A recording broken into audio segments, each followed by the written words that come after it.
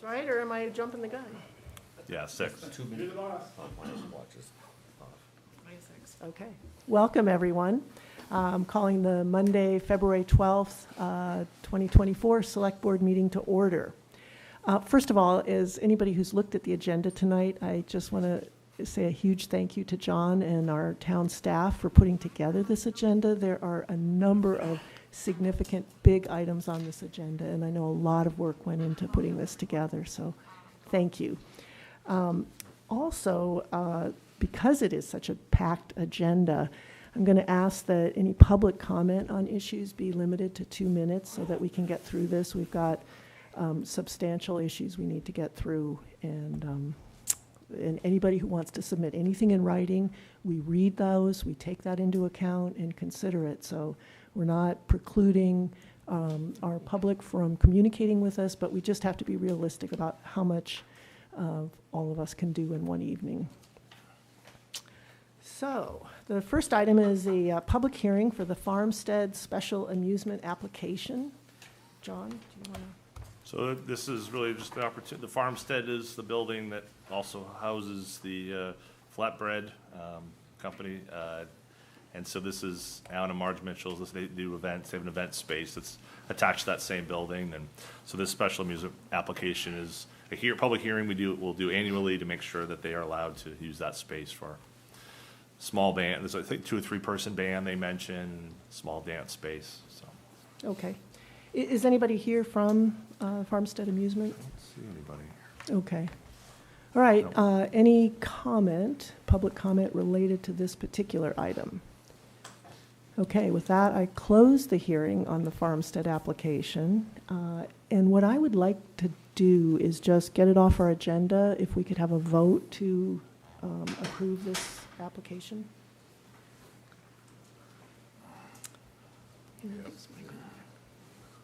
I move the board approve the Farmstead Special Amusement application as presented.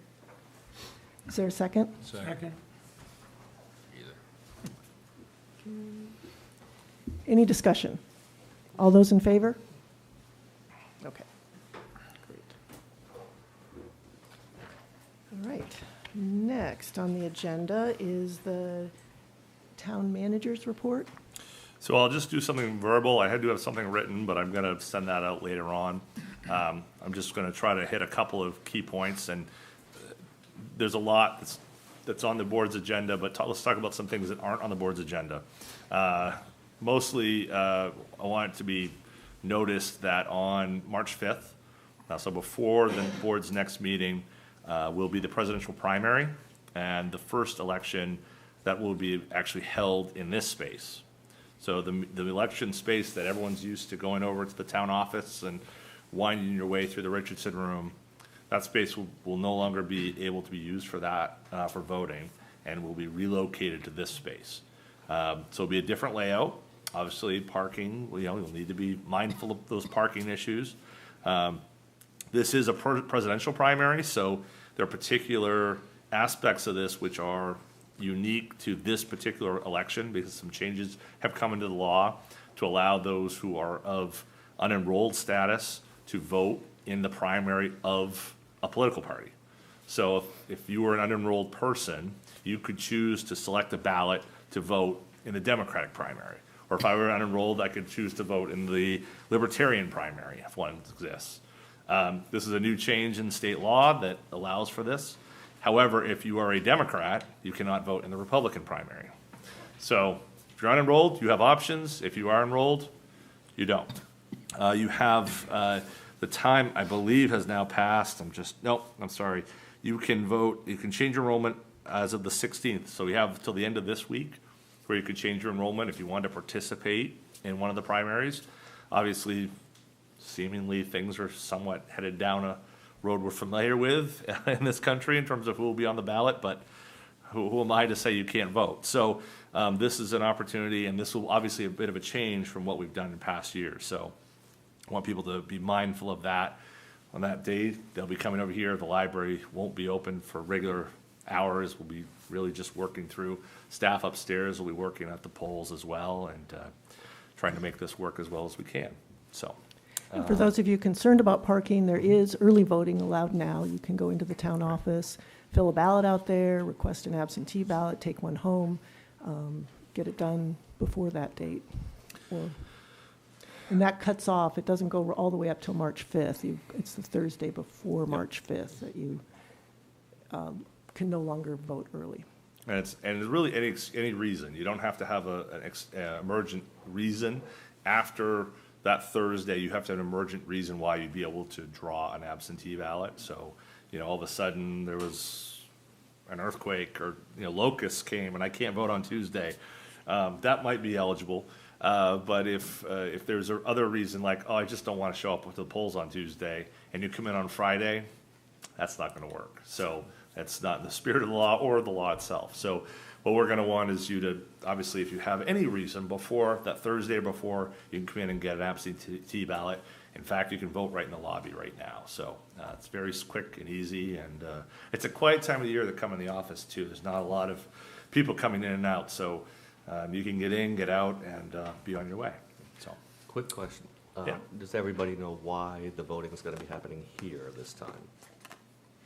I don't know. It's because of construction, right? Right. Okay. Yep, that's right. Yeah. Most people might not understand that. Good point. You're right. So, Yeah. especially we've got a big crowd here tonight, so. And online. Yeah, right. So there'll be construction in the Richardson room space, carving that space into some office spaces. We have 2 people who are working in the space for one person right now, and we're gonna be moving them into that Richardson room space for offices. So it's been in the budget for a couple of years, and we finally have enough funding to pull that off. So that hopefully that will be it's a little bit like working out of bunk beds. That's not really the most ideal circumstance for anyone. So thanks for Michael. I appreciate that. Anything else? Yeah, just one other thing I wanted to mention, which is, I lost it here. I just had my notes. Good news. So after almost 2.5 years of waiting, the town has finally received its permit from the Army Corps of Engineers to complete the work over on Robinson Drive. So it's not done. Anyone watching on Robinson Drive, it's still not done. I'm sorry. But this has been the red tape of all red tapes. So we're going to have to, there'll be some steps that the board will have to take. The purchase of the property where we'll be using as access, we'll need to set a date for a meeting as well as a special town meeting, because the purchase of that property will require a special town meeting for that expenditure. And that will be, so I would say probably sometime in the next 6 weeks, we'll be moving ahead on that. So, but it's very exciting news. This has been a very, very, very long time, far longer than I would have ever anticipated, and certainly those who live on Robinson Drive would have ever anticipated. But I'm very happy to see that finally there is an end to that saga. So there is some tree cutting, some general tree cutting going on around town. Main Street is the predominant area. So if you see crews out and you're headed out Main Street, headed up to Simon's Corner or into town, that's where some brush cutting and tree cutting are going on right now to try to prep for the summer work. So I'll keep the rest of it in writing, and everyone can read it. If there's questions, feel free to let me know. Okay, great. Thanks, John. Next is public input on non-agenda items. Next, amendments to the agenda. Yes. Public input on non-agenda items. I know that I wrote a letter to John January 20th, and I know that he was not able, for whatever reason, to put it in your material. Maybe he did now. He did provide it to us. I'd like to have the acknowledgement from you that you received it. We have received it, and I appreciate that. We're going to, in the consent agenda, we'll talk about that. Thank you. Okay, amendments to the agenda. One suggestion we had was we have a discussion at the end of the meeting about the wastewater recovery facility, And that's a pretty important issue and one that we don't want everybody to just be exhausted by the time we get to that. So I would suggest we move that up. We've got a number of folks from the Harbor Committee, so I don't know if any of you want to stay and listen to the WRRF discussion, or if we should do the Harbor Committee work first, and then we would go to the WRRF right after that. You guys, I just want to be respectful of people's time, that you've taken evenings to come to our meeting and present important information to us, and I don't want to move things up on the agenda that further lengthen the amount of time you have to be here. So that's my only reason for asking the question. Okay, well, unless anybody objects, if we would move that to basically following action item F, which is the Act on Commercial Use Policy, and then we'll go to the WRRF discussion. Okay, consent agenda. And I think it's important to note here, the consent agenda includes a committee resignation from Marcia Steinglass, who served on the Comprehensive Plan Committee, and Craig Wilson, who was on the Recreation Committee. And we appreciate both the service of our community volunteers for those committees. Okay, do we have a motion for the consent agenda? I move the board approve the consent agenda as amended. Or presented? Are we amending it? Oh, the consent agenda, sorry. As presented. Presented.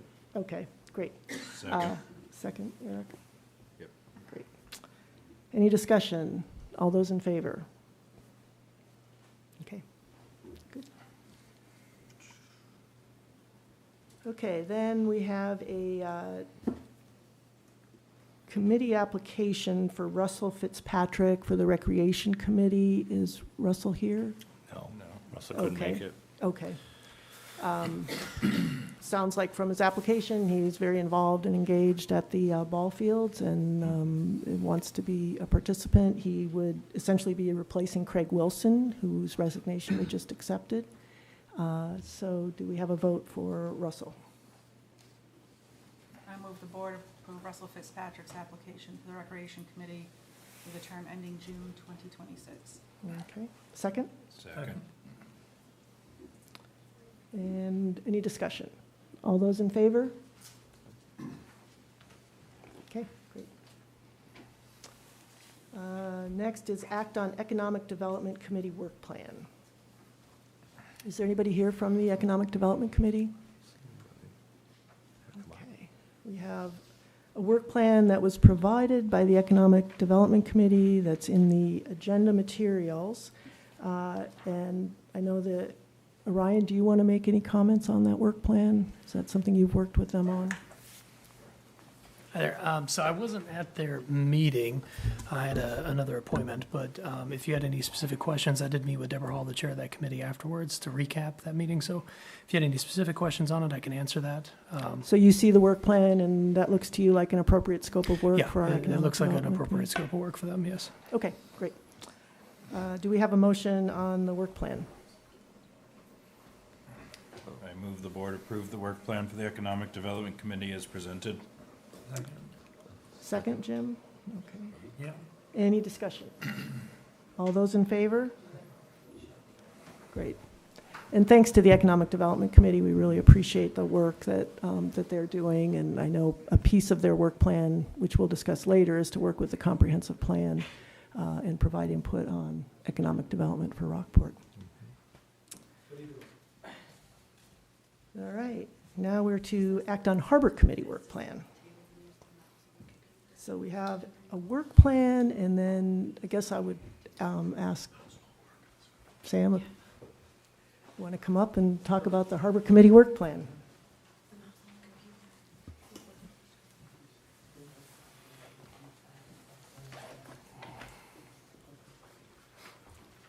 Hi, thanks for having me.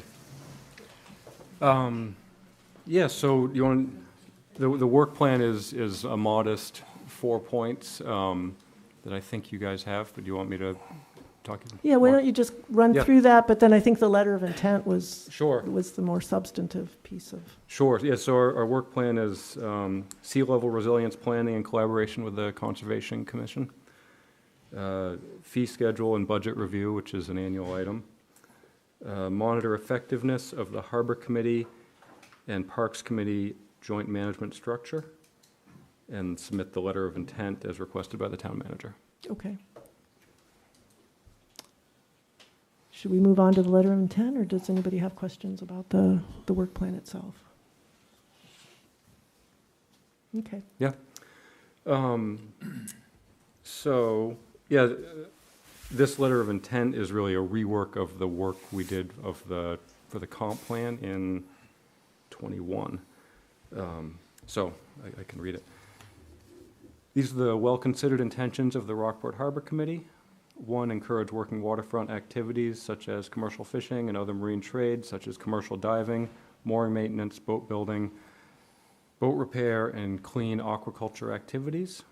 2, retain flexible use industrial waterfront space to accomplish crane service, loading of traps or other fishing gear, heavy equipment access, and parking for working waterfront uses. Subcategory there. The space is well utilized on the east side of the Goose River. The space should not be utilized for parking or any non-marine use. 3, provide equitable recreational access to town property, including but not limited to mooring holders, picnickers, recreational fishing, and kayakers. 4, where space is constrained, Rockport residents should have priority of use, including to obtain moorings and dinghy space. 5, the town should allow commercial use of its marine park floats in a way that does not disrupt recreational use. 6, ability to access boat launch is a priority. 7, the Conservation Commission should govern environmentally sensitive topics. Generally, non-permeable surfaces are much preferred. The dark skies ordinance is to be strictly followed for aesthetics as well as impacts on the ecosystem and fisheries. In construction below sea level, inclined slopes are preferred over vertical bulkheads for lower long-term cost and improved resiliency. 8, public events at the harbor are encouraged. 9, public use of the harbor should be prioritized. Private events at the harbor should not inhibit public use. 10, the Rockport Boat Club, while a private club, is encouraged to continue as chartered. 11, the youth sailing program should be particularly encouraged. And then I have, to accomplish the intentions of the Harbor Committee recommends the following priorities and actions. 1, paving, light installations, or other development should not be undertaken without the consult of the Conservation Commission and Harbor Committee. 2, do not pave the area on the east side of the Goose River. 3, acknowledge the importance of the area on the east side of the Goose River as fundamental for working waterfront. 4, enforce traffic rules that allow working waterfront access to Main Street. 5, continue to replace fender pilings with CCA or green heart piles rather than red oak. 6, add riprap below the bulkhead facing south of the Harbor Master Building. 7, maintain Main Street to a reasonable standard. 8, enforce the harbor ordinances. 9, allocate the majority of dinghy space to mooring holders while making space available to non-mooring holders as well. that's So, great, thank Yeah, you. that's the letter. It goes on to cite a motion that we made in 2019, again on the theme of preserving the space on the east side of the Goose River. That motion reads, the Rockport Harbor Committee recommends that the area described thus below, and there's a map, be designated for marine, commercial, and recreational use of the harbor, and further recommends that the comprehensive plan consider this space essential for Rockport's marine, commercial, and recreational waterfront. Okay, I see Orion nodding, so he's got that message for the comp plan.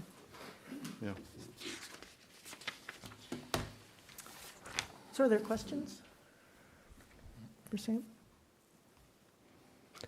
It's a nice thorough overview. Thank you for taking the time, and I know it does take time to do these kinds of things. John brought us that letter of intent idea. I have the sense that you would have liked to have seen it in the work plan. Our sense of the work plan was that it was meant to be more the boilerplate. But if you guys want to guide us further on that, we'd be happy to hear it. I would be inclined to sort of attach it as part of the work plan, because it just gives fuller scope to the ideas and where the committee, what you think of important issues at the harbor, and I think that's important for us to be aware of. Yep. Sure. I think, first of all, all of us here tonight are here because we're, engaged in the town, and I think there's general agreement that the ability to have these volunteer committees to participate in governance is highly valued. But it's hard. Oh, I think you need to get to a microphone, sorry. Nobody at home can hear you. And if you don't mind introducing yourself. I don't know how close or far to be, but in terms of the committees, including our own, having that input and communicating with the select board, I think there are a number of challenges that are sort of highlighted by, the conversation about the work plan. One is that these committees are variously discussing similar issues day to day or meeting to meeting in terms of management. So I think we had sort of thought of the work plan as something that highlights larger scale projects. And if that's not the case, I think it helps to get this clarification. But with respect to formulating things like 5-year plans or larger scope, I think the Harbor Committee has found it difficult to do that without a comprehensive plan. Mm-hmm. And frustrating, actually, bluntly. And I found myself today going back to the 2004 plan and looking at how much of what we've articulated recently actually builds on the 2004 plan, but what a need there is for something new. We held a dedicated workshop to provide input on the comp plan now 3 years ago, and sort of are still feeling like there isn't a coordinated vision that would help the Harbor Committee move forward with larger goals. So I just want to put that out there. I also noticed in this process that there are at least a dozen of these committees. The Harbor Committee is one. All of them have charters that were, I think, aligned in 2021 that included things like the obligation to post regularly, publicly, not only the agenda, but the minutes of meetings. Mm-hmm. And I find that only 3 committees among more than 12 are doing that. And they are the Harbor Committee, the Conservation Committee, and the Planning Board. Oh, I think Parks Committee, Library Committee, I know those minutes are.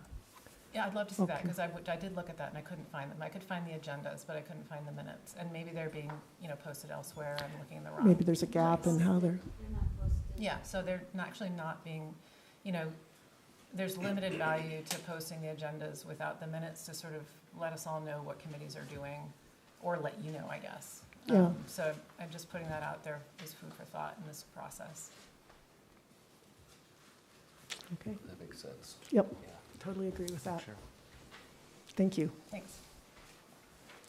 And we will be discussing the comprehensive plan more later tonight, but no one is more frustrated than many of us on the committee as to where we are, so.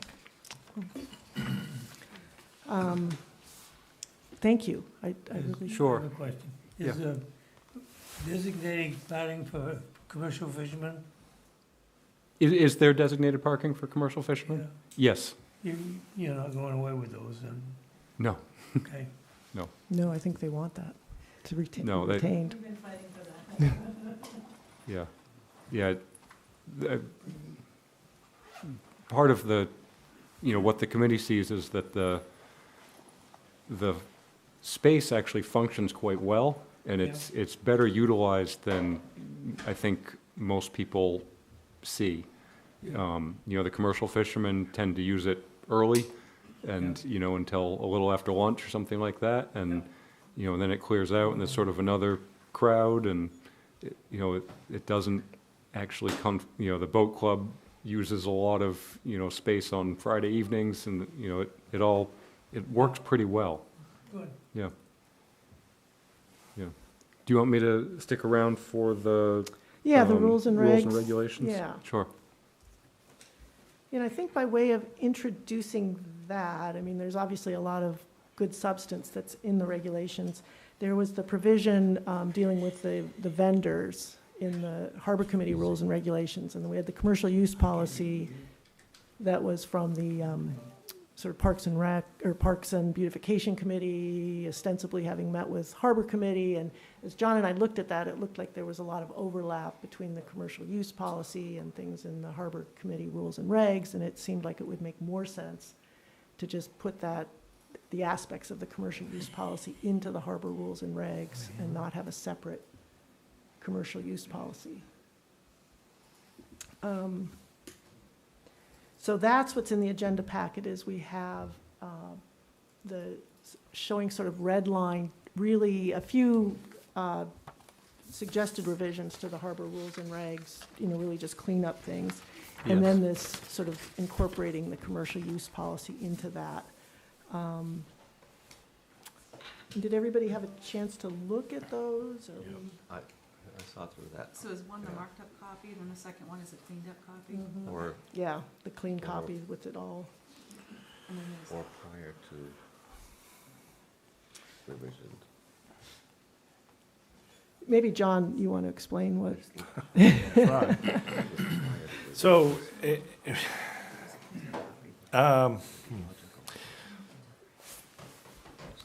so not to go back to the beginning of time, but around approximately a year ago, both the Harbor Committee and members of the Parks Beautification Committee met.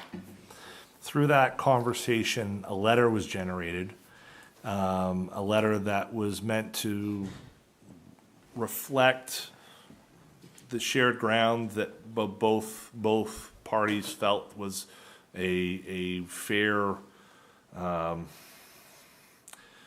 way of governing what can and cannot happen in Marine Park, okay? And that conversation, it turned into a letter. There was a draft that Doug Cole had drafted. He shared it with Sam. Sam had some edits back, and they sent it collaboratively. That letter then ended up back before the board. This is a summation of that conversation. Meanwhile, and I would say probably it was this time a year ago, but it's been some time that the Harbor Committee has been working and talking about the harbor rules. I don't know exactly when that started, but it's been some time that Harbor Committee has been engaged in looking at this document. Concurrently, and you'll see on the agenda here, there's a commercial use policy. So what the Parks and Beautification Committee did is they took that letter and they wanted to turn that into policy and turn it into commercial use policy, which is governing some of the same areas that are covered by the harbor rules. So the problem is both of these things coming to land at the same time for the board, it puts a little bit of a difficult circumstance before everybody, because we could talk about one thing and dealing with one committee and then shut off our brains and turn off the other part of the brain and then say, okay, now we're going to deal with the commercial use policy. But we're talking about, in some cases, the same area. So I know that the Harbor Committee did look at what the commercial use policy said, and the draft, the second of the two drafts here, is the draft that came from the Harbor Committee, not the one with the red line with the plein air painting and all that. Those were additions that were taken from the commercial use policy. So, I mean, Sam can certainly describe the Harbor Committee's discussions as to why they went where they went in terms of their discussion. But what we have before you is two committees who are saying not the same thing, but variations of covering the same area. And the problem is this is one body. You're one body. I think substantively it's the same thing, isn't it? I think in many cases. Unless I'm missing something. But what I was trying to get at is that you're gonna ask whether it's me or it's Abby or, you know, whomever to govern in terms of the town, there's one party that has to oversee that. So that's where, at least having the conversation in the same document, if you say, let's go with the simpler version, you can say go with the simpler version, but I'd rather have one document rather than two documents that are maybe saying the same things, but saying them a little bit differently. Is that a good way to, that's sort of the way that it, That's what I took, my takeaway from Yeah. reading them, but. But I don't want to distract from what the Harbor Committee had said, because that was, you know, they looked at this and, you know, I'll let Sam talk, but I think they, you know, liked what the draft that they had come up with largely. And I think there were no changes after you had reviewed the commercial use policy. Am I right in saying that? You saw it and sort of said, okay, we like where we are on that. And if I'm putting words in your mouth, just say so, yeah. So, yes, we had a meeting. We, I think, agree on sort of the substance of the conversation, which is that, you know, all commercial uses, and I think the way we wrote it was all multi-day commercial uses need to get a permit, and all those permit applications should be run by, you know, the committees, you know, both committee chairs for review as to whether their committee wanted to make a recommendation on them. So each committee would have the option to, you know, bring the use before it and say yes or no, or, you know, or one committee might say, you know, this isn't us, you know, you guys deal with the park bench, that's not our area. So I think we're agreed on that, and we had quite a simple paragraph that accomplished that. The feeling of the Harbor Committee in general is that the Parks Committee views the Marine Park as, would like the Marine Park to be a little more static than the Harbor Committee sees it. The Harbor Committee is pretty open to, you know, my sense, and somebody from the Parks Committee could correct me if I'm wrong, but my sense is the Harbor Committee is a little more open to a miscellany of uses. And what I see in this redlined copy, you know, is the Parks Committee document that's been put here. I think the first two paragraphs under policy are the meat of it.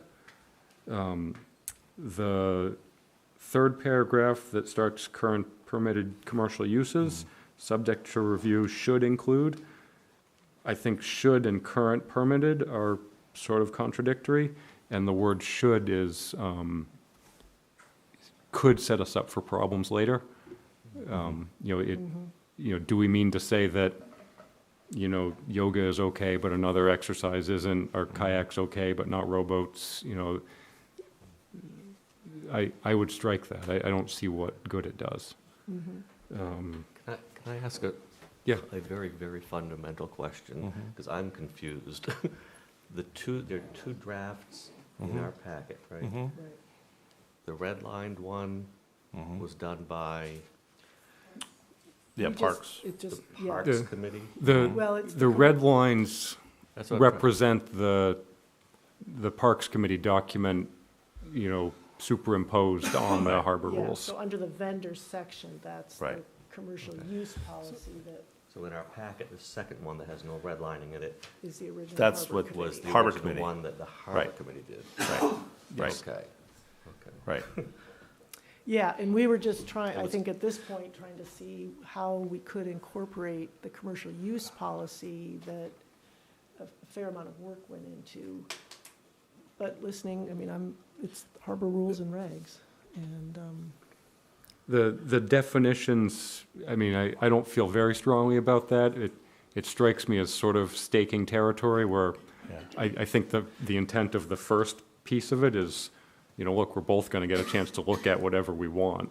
So You know, if the Parks Committee feels like schooner sailing interferes with park benches, have at it, and vice versa.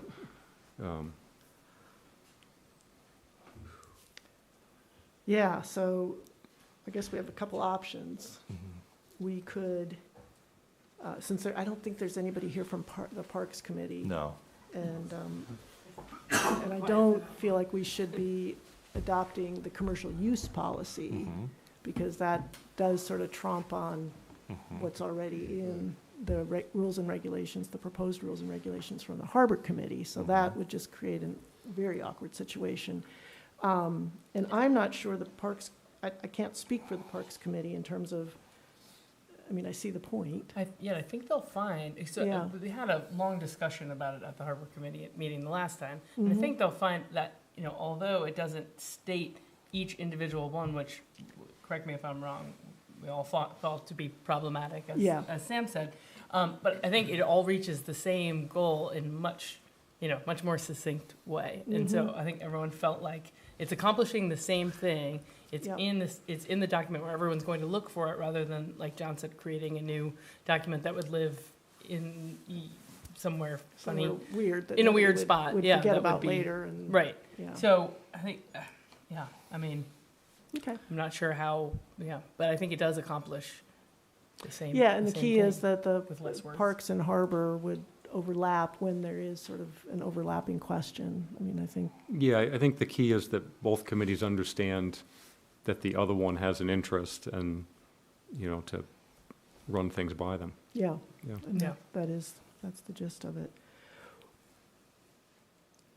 Okay, so, So we could. again, for me to approve. grasp. So the red line version, you guys are good with? I think what No, I'm hearing is okay. they like Yeah. their version Okay. and made an effort in drafting their version to take into account To incorporate all provisions the- in the commercial use policy and draw them into, perhaps in simpler, more elegant language. Yeah. Okay, so we could have a motion to approve, unless there are other questions about the other aspects. Now, the red line version, there are a few other changes in that are really just cleanup changes. Yeah, I did see some of that. And did you have, I mean, so it could be sort of a little bit of taking some of the cleanup red line from that red line version, going back to the Harbor Committee's vendor section. Yeah, I was comfortable, you know, taking the red line version and striking, you know, everything beginning with current permitted commercial uses. Okay. Can I Yeah. go over a couple? Yeah, I don't care for the should include either. I'm with you on that part, because who says we're gonna still have yoga down there or art classes? Hey, it should be something else that may include, or if we just don't Maybe we use just go it, to, just don't put it, because that's gonna could change annually, I mean, or some we- halfway through a season. We, Right, I kinda like that Yeah. better than this, but. yeah, if- we've found it's very hard to predict what application might come in front of Right. us, so it might be shouldn't something say- great, it might be something not great, but it's likely that within the first year, it's something that's not on a list that we Yeah. create. Right, and you can maybe, if you get to that point, maybe set a limit of 6 or 7 things or something, and not, I know the one food truck thing is a big issue with parks, so it can always be one food truck, but who knows who or even if. Right, and now, questions I did have though from the red line version, on the dinghy tie-offs, are you all right with that change of the engines down to prevent damage? I mean, did you see those parts? There was a I couple thought of I- weird things. well, that I was didn't already in realize. there. That was in Oh, there. it was? Yeah. Okay. Yeah. That Going was back just and forth, moved. I'm trying to. Yeah. I trying think to it was keep moved up. from somewhere, maybe? Yeah. it was just added because we had it in one place, but not in the Alrighty. other. Oh, okay. because I it just might wanted to check make in sure both. that it wasn't just thrown in. Oh, you know what? Actually, no. It is supposed to be in one place and not the other, because Okay. dinghy tie-offs do not need to leave, because they're not in danger of They're not gonna hurting any hit neighbors. somebody else Because they're, Because of the way you they know, walked in there. correct. Okay. Yep, so that doesn't need to be in there, but it Okay. does need to be in the general river tie-off. Okay, and then the other point I noticed was a little awkward was, what about this part under the winter storage that's got the brackets? So that What are we raises- doing with that? Or is well- that something we were considering adding in, or it kind of makes sense? This is a bigger question, and I guess we should talk about it now. John, I think there's a concern about winter storage over there. With the 2 storm events we had some pretty big boats with their jack stands sitting in 2 feet of water, and just very worried about what happens if those were to fail. In the town. And on a lot of, not here maybe specifically, but I mean, just the beaches washing out, storms hitting California. I mean, big houses just washed right out. I mean, it doesn't mean it couldn't happen in our harbor. I mean, Camden happened there. I mean, they lost a lot. I mean, so it is a concern that if somebody's got their boat stored there and we get a massive wave hit the harbor, what's gonna happen? Yeah, I don't know. We need to consider these Be things. unsure. Yeah, What'd you say, Jim? It's gonna be unsure. That's what's right. gonna- That's what's gonna happen, and the boat's gonna go with it. The broader piece there is a really big topic. To narrow it down to the boat storage, I believe the town, has people sign a waiver for those, for people that are stored over there. Yeah. Well, was noticing this was in brackets, and it didn't seem to be Yeah, it's anywhere just- else, and I was like, What's the It's- phrase? it's all boats shall have proof of liability insurance to protect the town and neighboring boats from any damage caused by stored boats. With the brackets, I mean, it makes sense. I mean, I would assume that people that own boats have them insured for storage points, but I don't know. I don't own a boat. It depends on the policy. Yeah. For my business, I require that of my storage customers, but the insurance company will look at it differently versus, Yeah. stored in a building versus stored on land. But, Yeah. yeah. Well, how technical are we gonna get here? Because that is a very keen point about damage caused by stored boats.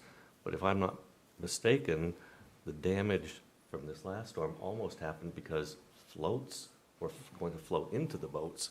So the way that's worded, Yeah, and that would be sort of an act of God situation that yeah. would be. I don't know. I just was wondering why it was in brackets, really. No, is my it's in big brackets because concern. it isn't any, a it was bigger- just a suggestion, a Yeah. concern, and it really, in my mind, had some, I know John is concerned about the use of that area for Yeah. stored boats. I mean, the town budgets $12,000 a year for revenue on winter boat storage. It's not, $12,000 a year is not worth what a claim on one of those boats. It's not, it's just not. And yes, we have insurance, and yes, there's liability waivers. But what it once was or what it now is, it's not, I think a larger question has to be asked, is that a business that the town wants to be in for, a dozen, 12, 14, 15 boat owners? And concurrently, we have more floats than ever, it seems, that we're storing as well. So, these are all issues that I think the town has to confront and at least talk about. But, I'll say, it didn't give me a whole lot of comfort that when I'm looking at that last storm, we had that foot or two of water, and a couple of those boats were sitting in it, including our former town manager's boat. And I don't want to have, the town's harbor master worrying about things that really are not pieces of what's keeping our town's harbor alive. It's largely, as I look at it, it's a convenience that we can allow some, and I hope people can take advantage of it when it's allowed. But it's a concern that is that an avenue we want to provide in that space? Are there other uses, whether that's where the floats go or whatever it might be? Certainly as a revenue piece of this on the dollars and cents of it, I don't think it makes sense. But there's a lot of things we do that don't make sense in dollars and cents, and we do them anyway because it's the best thing. So I think that's a policy decision the town has to, the board will have to consider through its budget process. But I have heartburn about it personally. Does it make sense to ask the Harbor Committee to look into that issue? Because I feel like we're sort of hitting you Yeah, blindsided with this. we'd be really, It well, just- it's something that we've discussed, but we're happy to come up with a more Yeah. formalized recommendation on that. I think that Absolutely. would be, I think that makes sense as a good starting place. Yeah. You're our eyes and ears on these issues, so. Yeah. I mean, this rules document is, I think came about because it was discovered as something that existed a long time ago and was a more fluid vehicle than the harbor ordinances for, changes and for Abby to, point to something simple. So I guess partly what I'm saying is, this can be somewhat iterative. Yeah, Yeah. I think particularly, we could have these ready to go, know that winter storage, while it might be in here, is something that we are asking you all to consider, and, Add it to the work plan. Yeah. what did you say? Add it to the work plan. There you go. Which we haven't yet approved, as I Right, noted, so. There you go. Okay.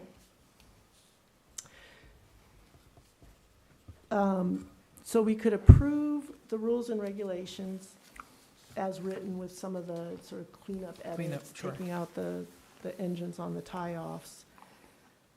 And I don't know about the liability insurance. I think we take that out. Have you guys look at what you think the issues are? We can always redo it. Yeah, exactly. I mean, You we can do it always before. revisit it and update it Right. in a Yep. month or two if we have to. Yeah, but it's Yep. part of a larger discussion, I think, that you guys would have. Is the potential proposal here tonight for us to decide one way or another if we're accepting this? Well, Because to it seems. approve To the rules approve, and regulations. but that's, With quite a few amendments. there's a Quite lot a of few amendments, amendments, and so would we prefer to clean it up I and then don't- vote on it as I it's personally cleaned up? don't know that I don't want to throw anything into the monkey wrench into the works, but I don't think I could reasonably understand it enough to vote one way or another tonight. Okay. You know, I think there's awesome ideas and valid points all along there. So we clean it I up just and think We look clean at it it up, next and month. next month we you know. have a cleaned up version, you guys have If looked that at it, make sure you're Doesn't, comfortable if with that it. doesn't and- screw anything up, because, I don't think there's any urgency. There's I no mean, it's nice to get things done, Yeah. but, yeah, but Yeah. not at the risk of and at the expense of not doing it right. and I'm So- thinking how long it might take for us to hammer all these. Well, we Okay. don't want to do that Yeah, yeah, with everybody exactly. here Yeah, tonight. no, we can bring it to our meeting this month and, Perfect. describe what we think we heard tonight and send it back to you if you want. That'd be great. Yeah. That'd be great. All right, so move to table that. Yep, moved it. And if it's of any help, I will volunteer myself to look, to see if I can grasp it and all that. Well, we're happy to circulate it, Yeah. Yeah, we'll, get it back to yeah. John and we'll. Yeah. Okay, so we'll table that. The work plan, though, I Well- think We'll just add winter storage to it, as you suggest. yep. It'll work. Yeah, because I just got busy moving Right. on to rules and regs. Not that without you getting the work plan. won't pick up on it probably in the next meeting anyway, but, might Yeah. as well add it there so we don't forget. Yep. So we can. Okay, do we have a motion? I move the board approve the work plan for the harbor committee as amended. I Second. second. And third? Okay. Any discussion? All those in favor? Okay, Yep. good. All right, well, it's not always as clean and easy as you'd want it to be, but I think we came to a good result. Great. Uh, And then we're Thank you. And then skipping we're the skipping commercial use policy, that's really being Table that for now. incorporated into the harbor rules and regs. All right, thank you very much, Sam, Thank you. and everyone on the committee. Appreciate the work. Huh? I'm going to move it. I think I will, yeah. Yeah, that's a good idea. Yeah, I'll try to make the next one. Last month was not easy. Okay, so the next item is we changed our agenda. Untitled WRRF now. Yeah, we're going to do a discussion item on the wastewater recovery facility work.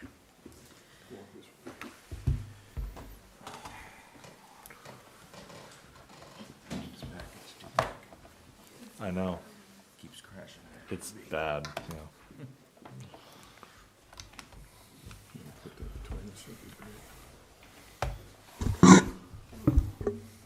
Hey, Jeff. Wanted to make sure you're still there. Yeah, right. How's his ears? The slideshow, fun part. You getting connected, Jeff? Well, I'm waiting for your computer to come on. Okay. Just triple check for inconsistencies. Just continuous.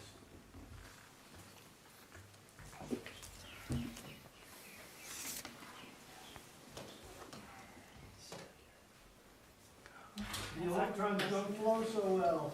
No, when they're not plugged in.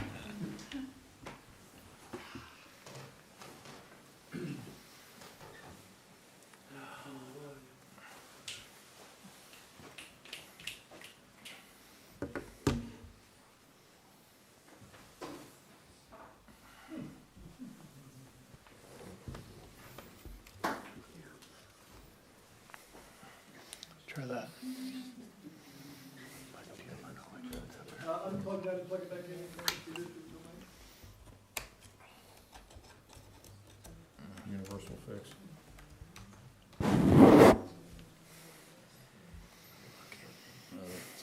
It's in the back, This is your computer. but it's. Yeah, but I gotta find it. Hey. Nothing.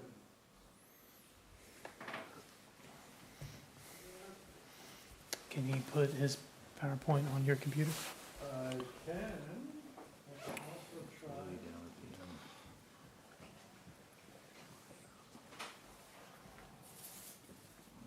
Well, we can kind of do a little introductory stuff back there. Yeah. Get the stuff squared away, if that's okay. I think that's wonderful. Yeah. So, come on up, Brandon. Yeah. So this is gonna be a sort of an information session on what we've been going through here for the past year, actually 10 months or so, with respect to the WRRF committee and the WRRF task force that was established back in April of last year. And sort of by way of introduction, the members of the WRRF committee that are here today are myself, Bill Bowe, and we got Sam Clark sitting right here, and Bob Colmar, next one down. Doug Cole, I think, is sunning himself somewhere in Florida or wherever he may be, I'm not sure at the moment. We have Brent Bridges here from Woodard Curran, who's our wastewater engineer, and we have Tyson Thornton in from Penn Bay Medical, so he's here to tell me not to say some things. But, anyway, so Tyson's here, so we very much appreciate that. Any luck? Well, I'll just, oh, there we go. Ta-da. Let there be light. Magic. Give me a show, there we go, Magic. perfect. So, can I really? Awesome. This is a fancy mouse. Is that working? Click it somewhere? Cool. Forward, back. You ought to be able to, rather than scrooge-doogie, if you just take your finger down and up, it goes back. Oh, that too, I can do that too, but, I mean, I was just thinking about being able to point to stuff, but apparently I can't do that. Not letting you see the mouse. No, that's okay. And I'll need to get out of there. I promised you it would, and then I, there you go. Did you? Okay, so double click on that plate. Oops. Okay, now go up to above everyone on that. Where's, right there, play? No, Right there. there you go. Beautiful. Back to our regularly scheduled. I still don't have a mouse, but that's okay, I'll just talk. So, you know, I started with this sort of cartoon, but aside from just being a sort of a silly joke, one of the things that we wanted to talk about a little bit, and you're gonna hear about today, is that the wastewater treatment plants of today that are being constructed are not your wastewater treatment plants of yesterday, that you could all tell when you were within a half a mile of it and it smelled to high heaven and all that sort of thing. So, we did tour one that Brent assured us that if we drank the water, we'd be fine. I don't think anybody did, unless Michael did, I don't remember. I But, avoided that. you look the same to me now that you Yeah. look back then, so apparently I was not. close. But you'll hear a little bit about the differences in terms of these facilities and how they are now. But the task force was originally constructed back in April of 2023, And the purpose of it was to sort of establish a common foundation on the issues that we've had with Camden, and we all kind of know about that. Solicit community input on various alternatives that had already been put on the table. And then also take a look and solicit input on siting considerations, risk, cost, all that sort of thing. And then we will report back to, importantly, the town select board, town operations, and importantly, the residents, okay? And so the task force was formed to kind of be a neutral board, if you will, of folks, or task force that would pull together these recommendations and look at the, and go to community engagement on this. Now, as it turned out, we didn't really do it in this particular order. We stayed familiar with Camden's situation, and when we started looking at data, we realized we had to kind of go back to the drawing board a little bit, which we've done. And now we're gonna go to the public piece of this, which is what we'll get through tonight. So the first quarter, May, June, July, we kind of looked at the existing siting options, the old report that, you know, we've all seen various presentations of. There was a preliminary engineering report dated March 2022, and then we had some permit-related discussions with the Maine Department of Environmental Protection to try and understand whether or not certain things were feasible, and that was back in July. Moving on to the next quarter, we really kind of concluded that the original March 2022 PER really needed to be revised and expanded. And then in October of last year, we engaged with Woodard Kern and Brent, who worked at the direction of the task force to complete the PER. So I think it's fair to say that we worked closely with you all as a task force. And while John and the select board and various members remained aware of what we were doing, I think they were very good about letting us drive the process so that we could do the thing, you know, on behalf of the expertise that we had pulled together. So the scope of this PER that we're going to talk about tonight, we looked at an evaluation of 4 potential locations. It was Kramer Park, that was the one that we were all familiar with. We looked at Public Works, we looked at Penn Bay Medical, and we looked at Glen Cove Park. And then we evaluated 3 different technologies: a membrane bioreactor, which you'll hear about quite a bit, a long thing called SAGB that I won't bore you with, but it's similar to MBRs in terms of its outcomes. And then we looked at conventional activated sludge, which is more of a traditional sort of technology. We also had estimates of probable cost pulled together. And then importantly, we asked Brent to pull together a feasibility analysis and a risk review. In other words, we could say that it's going to cost this much to put it here, but what are the feasibility areas associated with that? You know, can we permit it? Are there some construction issues that we have to worry about? Certain location considerations and that kind of thing from a feasibility analysis. And then we also asked them to do a risk evaluation. What are the risks if we do this? If we embark on this particular technology at this particular location, will we run into roadblocks a year from now that we're going to say, geez, why didn't we think of that? So we went through that process to try and figure out, sort of from a fatal flaw analysis perspective, you know, what made the most sense. Importantly, I wanted to mention that we did not ask for a specific recommendation in the PER from Woodard Kern. And that's going to flow from the public meetings, this being the first of them, if you will, that we've got scheduled up in the early part of March. So we didn't ask for specific recommendations from that perspective.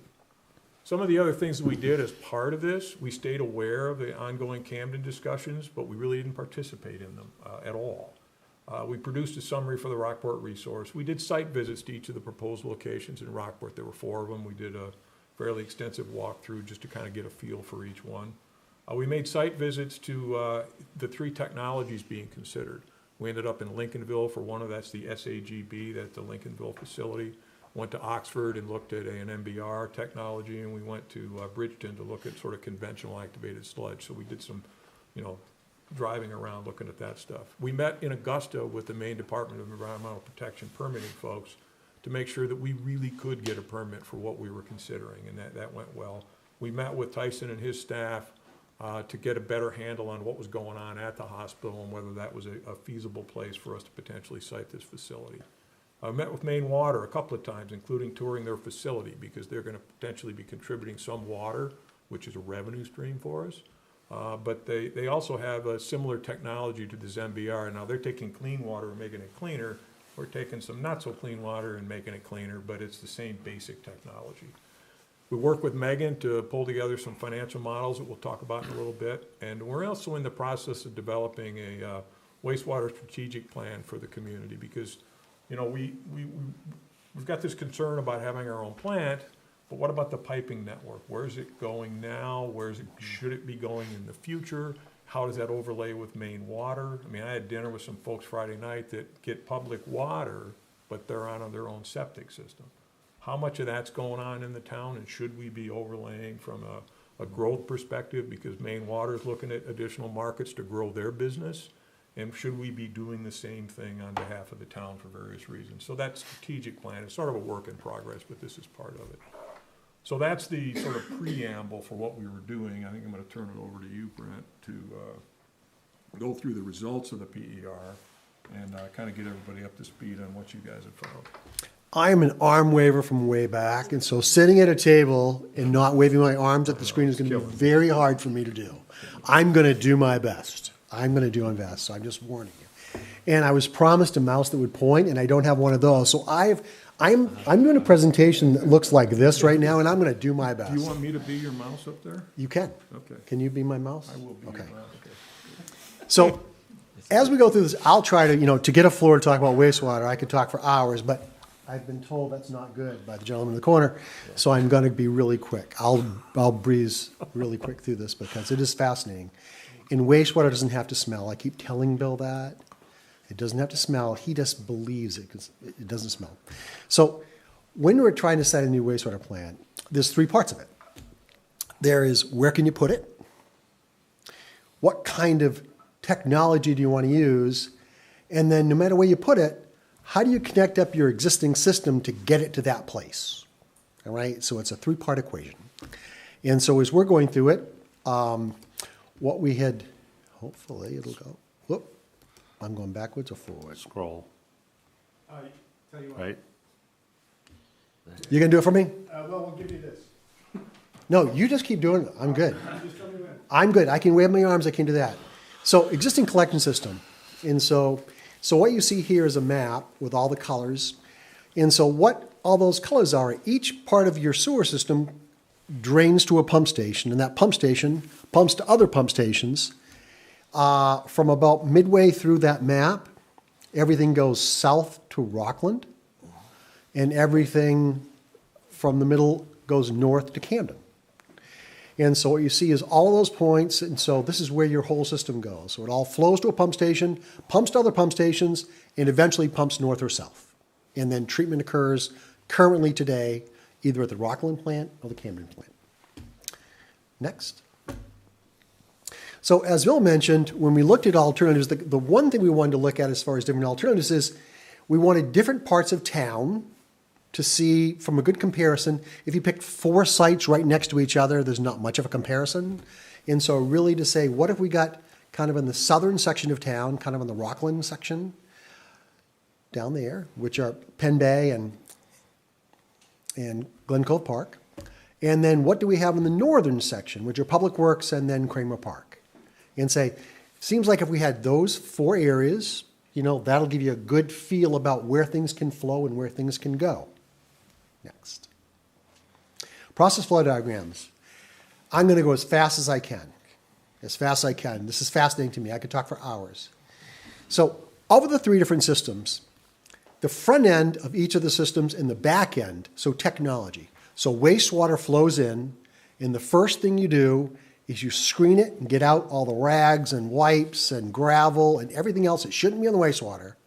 And so no matter what kind of system you have, and this happens to be the SAGB system, the left-hand side, you have a bar rack or you have a screen, so everything that shouldn't go into the system doesn't go into the system. On the right-hand side, on all of these systems, wastewater has to get disinfected. And so the clean water gets disinfected. We use ultraviolet disinfection these days. Many plants across the state use chlorine. So they chlorinate it and then dechlorinate it and ship it out. Our feeling is that that is not something that you'd want to expose yourself to. We're trying to get away from chlorine, just from the handling from an operations standpoint and the impact on the environment.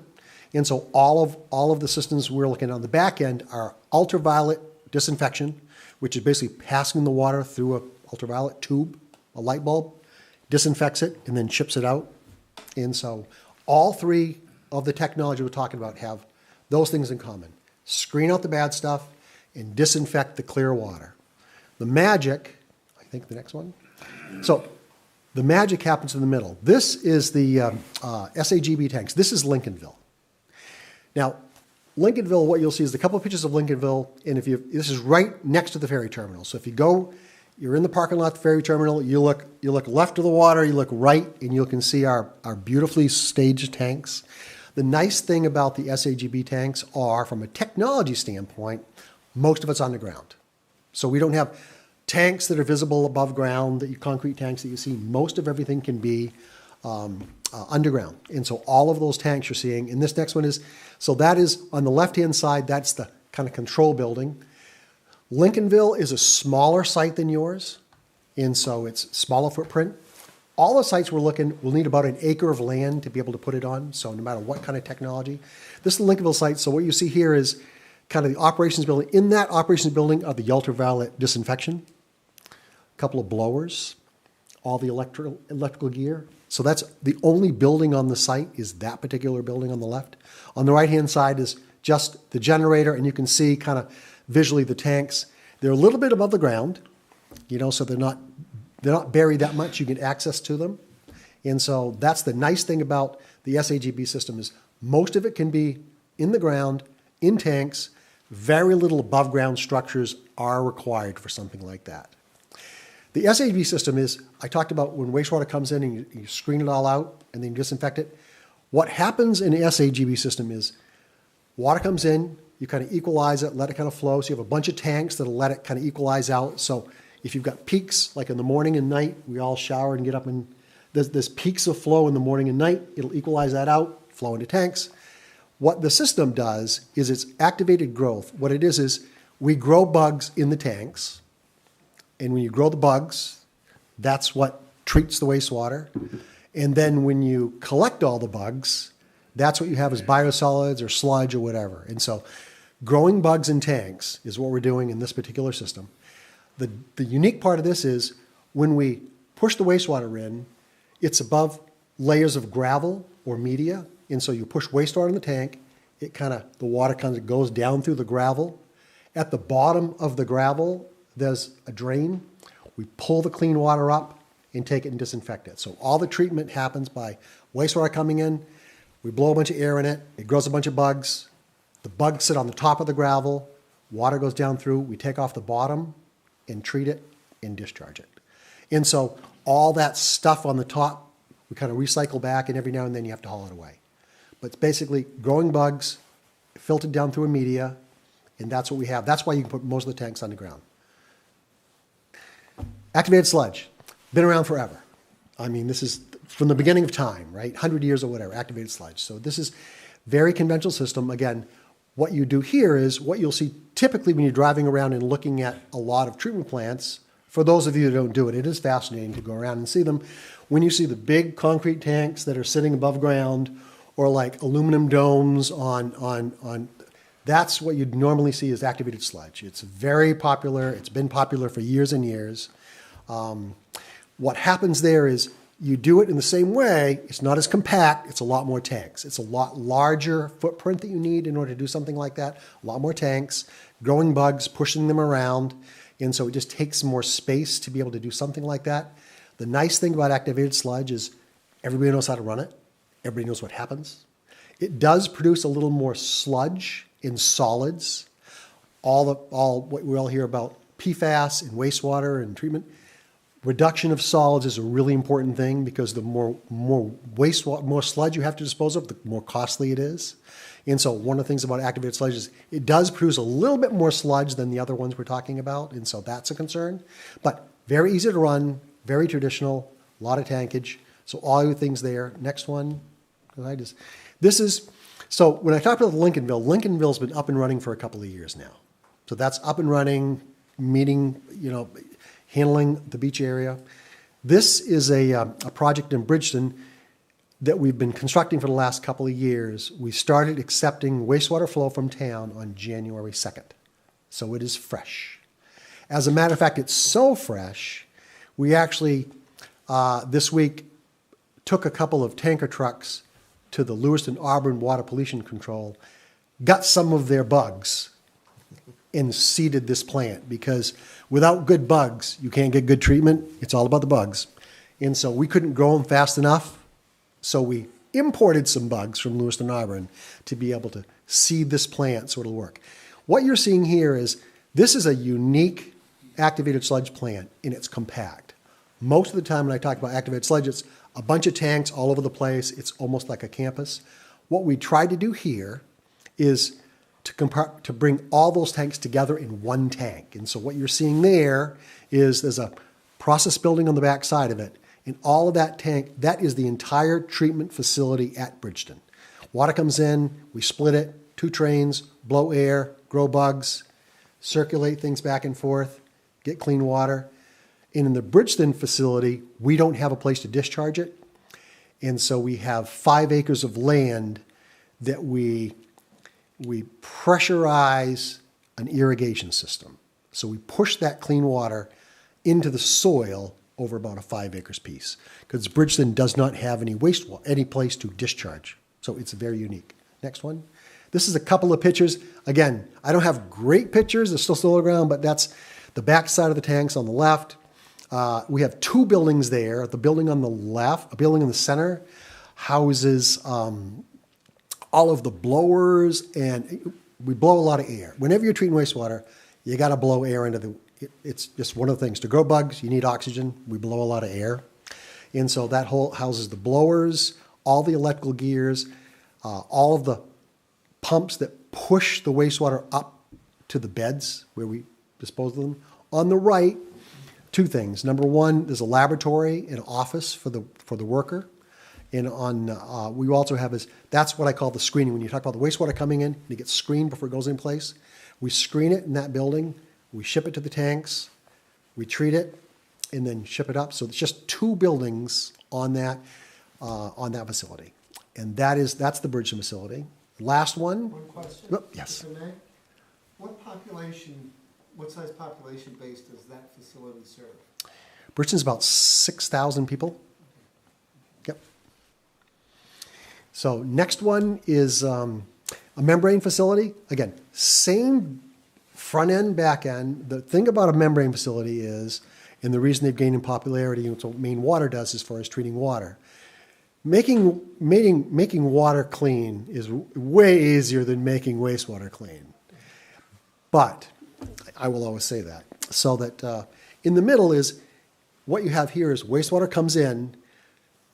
It's not as much tankage. What you're doing is you have cartridges. So let's say you have wastewater that sits in a tank. You have kind of a panel that you drop into the wastewater. And in that panel, there is a kind of a filter on the outside of that panel. And there's like little holes in the middle of that panel. You put a vacuum pressure on it. So wastewater comes into a tank. You put a little vacuum pressure on that panel, and you're pulling the wastewater into that filter. And what happens is, as you pull it through that filter, very fine, it cleans the water. And then anything that stops on the outside, anything that stops on the outside, and bugs are growing on that too, kind of sloughs off and turns into sludge. So that's a membrane facility. And so that's what you see, all that, again, tankage, you come in, same sort of thing, except you have, as opposed to growing bugs in a bunch of tanks or filtering it down through like gravel media, here you have plastic and fabric filters that you're just very small particles can get through, and you're pulling it through. And so this is the, next picture is the Oxford facility. This is so all of the tanks, so this is in a building. This whole facility is an entire building. So everything from the lab to the bathrooms to the office to every pump and electrical control is in one building. This is the kind of the working floor of the building. You'll see it's kind of translucent panels on one side. So all of the tanks below that are where all the wastewater goes. And so this facility is currently can handle 150,000 gallons a day. It's designed for 250,000 gallons a day. And this has been in operation about 5 years. It's roughly the size that we're looking at. Yeah, about the size. Next couple of pictures just show how that's the facility. It's in a downtown area, and so that's how it looks and how we designed it as far as what it looks like. So everything, outside of the generator is contained within that building. All the treatment, all the screening, everything else. Okay, now I can go fast. What we did as part of the PER is we took each one of those treatment facilities and we did a cost to say if we were doing like this is the Lincolnville facility that's upscaled to handle your flow, what would it look like? And we came up with about a $16 million cost to do that facility, forget where it is. Any way you want to put it, it would cost $16 million to build that facility for your flows. Next. O&M costs, about $400,000. All of these are about the same amount of cost to run, and when you look at it, it's always at least a two-person operation. People need holidays and vacations and things like that, so it's really two people to operate it. So they're all about $400,000. And I didn't do all of them, I just did a couple to give you an example. So, next. So when I talk about the technology, the next thing is you've got to get it to wherever, you've got to get it to, if you're doing a public works or you're going to Penn Bay, you don't currently go that. Your wastewater goes that way. And so what we've done in each one of these, and this is when we're doing public works, and I've also got Penn Bay, is like when you're doing it, and the little yellow is where public works is, so that's the location of where the new facility would be. We said, we've got, for instance, you don't currently pump to it. And so what we've done and showed in the colors is what you'd have to put for infrastructure. Like if you got a pump station that goes this way, now you got a pump station that's got to go that way. So you might have to change the pumps out in the pump station and then put a new force main in. So now everything, you've got to pump what's going to Rockland and Camden, now you've got to pump it to Public Works. And so we also have a cost to be able to, how to change all your flows around to get to all these sites. Public Works looks like that. And we said, if you were taking everything you currently have and now everything's going to go to Public Works, it's about a $5 million cost on top of what I just showed you, which was what, $16 million? And so that's to say, to get everything to that site. And so we did some costing out of how that would, what all that would be, including an outfall. Each of them have an outfall to the ocean. Next. Penn Bay, same thing. So what we'd have to do is you can see down on the bottom of the screen in the kind of the aqua blue, a lot of force main because it's not going there currently. So we'd have to take things from the village, pump it down to that particular area to be able to get it there. And everything else you see in a little bit of the aqua blue is other kind of changes within the system we'd have to do to make sure things flowing the other way. The nice thing is a lot of your system has been put in, the most recent pump stations have been put in so kind of the force mains can go either way and the pump stations can be flipped over to go either way. And so that was a little bit of foresight so that they pretty easy to swap those over so you don't have a lot of work to be able to do that. You've still got about from the village all the way down to Penn Bay, you've still got a pretty good sized force main to be able to put in. Next. And I think we said, so Penn Bay, we did infrastructure costs a little bit more to get it to Penn Bay than it is to get it to Public Works. It's farther, right? You've got to, it's just that much farther on the road. And so we did that. And so the last thing, thanks. So. And just real quick, to be clear, you just saw examples for each, right. Okay? They did costing for all four of the sites for infrastructure upgrades and for all three of the technologies. So this is the summary of that, but we didn't show you, we just showed you examples. Okay. And this summarizes it. I could be here all night doing all the examples, but so each alternative, all the three sites, all the three technologies, we came up with a capital cost, and that is the treatment plant, and it is the cost to get the flow there is included in that capital cost. And the O&M cost is just a variation of what it would cost to run each one of those plants. And so before I get to, real quick, the next ones, layouts, we also, as part of the PER, we wanted to be able to say, like, for instance, at Public Works, and I know this is somewhat hard to see, is that if you can look and see kind of the pink, what we've done is, Bill put it. So if this is a Public Works facility, the existing buildings that are there right now, what we've done is we've cited and said if we're going to put the facility, if we're going to put the Lincolnville plant on that facility, what we've shown is in all the pink, all the tanks that would be required. And so we've kind of shown how it would fit on that facility. So you can see, again, each one of these is plus or minus an acre or so land to be able to get access to and then plant everything. And so what we did is for each one of them, This will be rapid fire. That's the conventional activated sludge site, a little bit bigger. Membrane, and you can see it's kind of one building as opposed to separate things because we can kind of compact it into one particular building. So we tried to lay it each for, I guess, used examples, Public Works, and the next couple are Penn Bay. So we're looking at, on the Penn Bay site, one of the things, and Tyson is here tonight, is to talk about, they have an existing facility. They have an existing wastewater collection facility. So they do a little bit of treatment, and then they pump that to Rockland. And so one of the things we've shown is, in place of where that facility is right now, we'd put the new facility. Makes sense. That's where it's going right now, and that's what it's used for. And again, it's about an acre of land. It kind of fits the needs. And so we were able to look at that. And this is just, this particular one is like the Lincolnville or the activated growth facility you can see down there.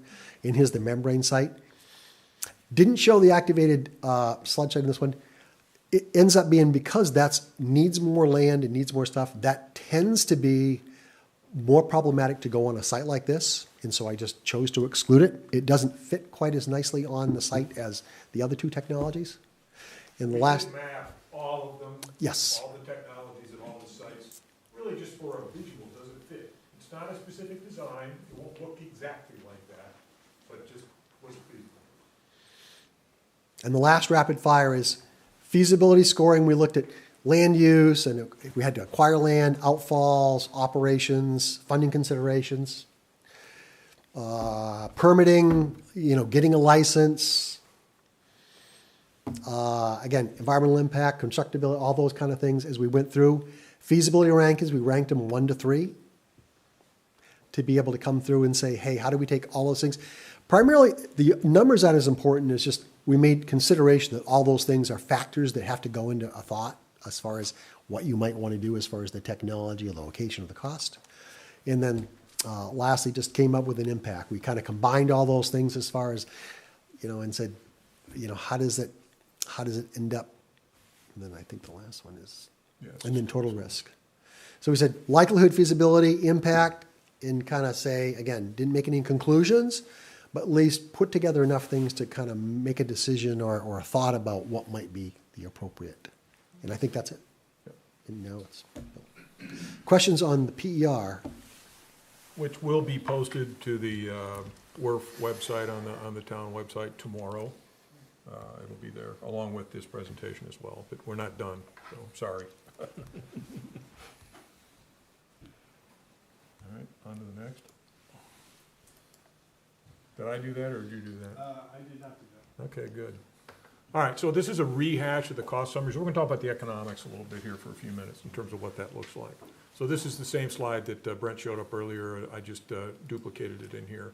So when we looked at the financial analysis, there were a number of things that we looked at. We modeled a bunch of different scenarios for comparison purposes, and we'll look at those here in a minute.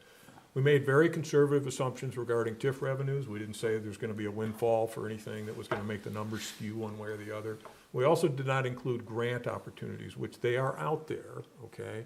But no grant money was built into the models either for this initial screening thing. The estimates of probable cost, there's a couple of caveats here, these last two bullets, that look, we're undergoing ongoing review. Every time we get a look at this, we talk a little bit, make some estimates. So the numbers you're going to see tonight may not be the exact same numbers that you see at the public meetings we've scheduled for March 6th and 7th, but they're going to be real close. I just don't want anybody to pull out the eraser and wonder, what the heck went on. Okay, so the financial analysis, we modeled the following scenarios. The first one, and I say we, Megan, and I'm reporting on it, we modeled a new contract with Cameron and Rockland, okay, just no new WRRF. Then we looked at potential WRRF cost, okay? So there's two pieces to the WRRF. There's what it costs us, and then there's revenue on the other side of it. So on the cost side, we've got a WRRF only with no Route 90 expansion. Route 90 is part of this discussion. And that's a roughly 22 million to 29 million CapEx. That's the low end, which is going to be Kramer Park, up to the high end, which is Glen Cove Park, okay, and everything in the middle. We also looked at the WRRF plus Route 90 expansion, and that's another 9 million on top of the WRRF itself.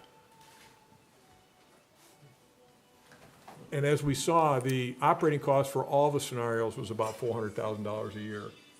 So we didn't make an effort to try and decide, the cost between 390 and 410. It's just there's no point to that. So about 400,000 a year. So that's the cost side of it. What are we going to pay? Okay. Now the revenue side of it is what are we going to be pulling in, and that's a combination of two things. It's user rate. It's how much we flush the toilet and use water down the drain, plus debt service. How much bonding did we do, and how much debt are we taking on? So the two together is the total cost. And we modeled 4 different cases for that. The base case, which is right now about 89,000 gallons per day, that's what we currently flow, but with no Route 90 extension. Just put a new WRRF in to cover the stuff we're pumping right now to Camden and Rockland. The next one was what we're calling an expected case, is that we have the current flow, but because we've got if we do the Route 90 expansion, we've got new customers, if you will, that run along that line. And Brent will say that the typical absorption of that is about 90% after 10 years. We modeled 70 just to be somewhat conservative with it. But we assume that anybody that's got the line passing in front of them is going to hook up at least within 10 years. And 90 is fair, okay? Yep. And we use 70. We're also going to get 10,000 gallons per day from Maine Water. It's part of their treatment process, and if we take it out to Route 90 all the way to Route 17, there's a connection. Maine Water is going to provide us with 10,000 a day. If you're thinking about what that may have looked like a year ago, they thought it was closer to 100,000. So it was good for us to have those meetings with Maine Water to understand more fully how much they were actually going to be giving us. So that was the expected case. The potential case involved potentially new development out Route 90, closer to Route 17. And you can talk to Orion about what the specifics around that may be, but that's additional flow, if you will, of about 45,000 gallons per day based on the potential for new development. So that totals 179,000 gallons per day. And then the best case is we get 100% plus all the existing flows. So you can see there's a big range from 89,000, which is what we're doing today, gallons per day, up to a high of 224,000 gallons. Now, these are average flows, okay? That's not peak flows, it's not design flows, because you have to design to handle more, and you can talk to Brent about what that specific is, but it's not, if we need to handle an average of 224, we're gonna have to design for more just to be able to handle it, but this is just the revenue side of it, okay? So when you start looking at it, and I don't wanna scare everybody with this stuff, but there's essentially, this is the user rate, average annual user rate cost per user, which generally means per household. So that's how much we are putting down the drain at our homes and how much we're charged per 100 cubic feet when the bill comes from Maine Water. The blue is year 1, the orange is year 10, as far as projecting out cost. When you look carefully at that, you'll see that the new contract with Camden and Rockland puts our user rate somewhere around $1,100 a year, year 1, and about, say, $1,400, $1,500 per household user rate fees per year at year 10. Now, if we build our own system, you can see that the user rates are considerably lower, and they get lower as you go. Apologies for some of the axes labels were we were scrambling here in the last hour trying to get them. But if you just look fairly simply at the WRRF only, Public Works, no Route 90 extension, okay, that's that third one from the left. You can see the blue is somewhere around 700, 650 a year for user rates at year 1 versus the current about 1,100 or so that we're paying to Camden. And at year 10, that goes up with additional costs to somewhere around $850 to $900 per year. That's the third one over. And as you start moving to the right, that's when the Route 90 revenue comes in, because you've got new users that are capable of moving into the system. And so that 70% that we modeled, if you will, for users on Route 90 that will eventually hook up by year 10, you can see that the user rates run just north of 400 per year on sort of the middle graphs, and then the orange ones at year 10, somewhere around $600 per year out 10 years from now, and so on and so on. And so as you get additional development out Route 90, new stuff, the user rate fees annually continue to drop down. And so best case wise, if you're looking out, you know, at the far right-hand side, year one, our user rate fees per user household, if you will, about $350 versus currently what we're seeing with Camden is somewhere around, again, you know, $1,100 per user on an annualized basis. So this is just user rates, all right? Now, as you might imagine, on the debt service side, if we don't build a new system and get a new contract with Rockland, we're gonna see debt service hang right around $300 a year for each individual user, okay? If we build a system but don't connect up to Route 90, you're gonna see the next two there to the right are climbing fairly high in terms of debt service because we spent a lot of money on a WRRF system, about roughly $22 million, but we didn't hook up any new users because we didn't go out Route 90. So there's no, you know, cost relief, if you will, from that particular piece of it. And then as you move further to the right, you can see that with the Route 90, with the various cases, as you look at Route 90, they start dropping. And they're hanging somewhere between $600 and $700 per year per user. Okay, so that's the debt service. Not unexpected. No, you know, new contract, we're going to hang pretty low, and as you build things, you know, you're going to have additional debt service.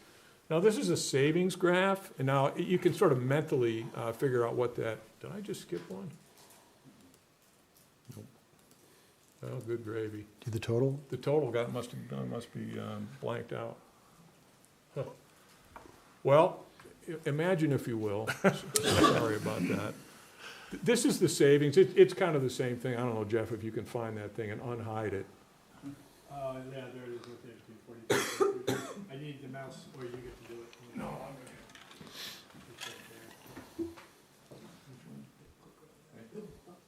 No, I don't want that on the graph.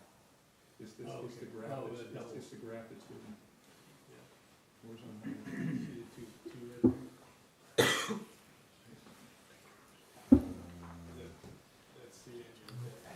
Oh, it's hidden right here. Yeah. Is it up? No, shoot, it's the next one. It's that one. That one. English savings? No, I don't know why that was there. It's an Apple system, I'm not understanding that way. Go to the, Is that it? Is that it? That's it right there. Yeah, what about Isn't it? this one right I here? think that's it right there. That's, it's representative, yes. Open that up, if you will, to the show. Thank you. Okay. So that's the, Debt service again. Maybe just blow up that window.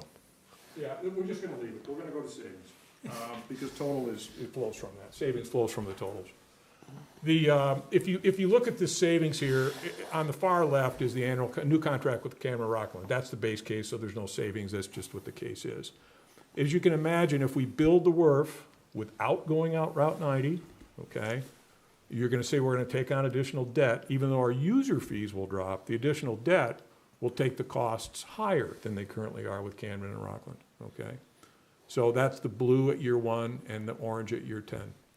As you move into the Route 90 cases, you can see that if we build the WRRF and we just put in the line out Route 90, we don't get any new development in as far as a revenue piece, but just the people that are on Route 90 that will hook up, again, 70%, Brent's number's 90, you can see that the savings, if you will, for doing that at year one is almost zero. In other words, that's almost identical to staying with Camden and Rockland right now. Again, build the WRRF, do the Route 90 extension, the savings at year one are essentially nil. It's the same. But at year 10, because we're not being subjected to additional fees from Camden, you can see the annual savings is about $600 a year. That's that third one from the left in the color. That's the total savings that we'll see by year 10 per user in each household. Each household saves $550, $575 per year. And that, as you add users, that continues to go up. Okay, so if you build Route 90 and you get additional absorption, even in year one, you're going to start seeing additional benefit from having that increased flow from the users out Route 90. And of course, if you go all the way out to the best case on the right-hand side, you can see that the savings every year come at 10 years close to $1,000. It's almost half, okay, in terms of the economics of the project. apologies for that, but let's just kind of go through this fairly quickly. So if we construct the WRRF and the Route 90 extension, costs in year one are no higher than staying with Camden and Rockland. Again, that was what I was saying earlier, it's flat, okay? And there are substantial savings, $600 a year per user by year 10.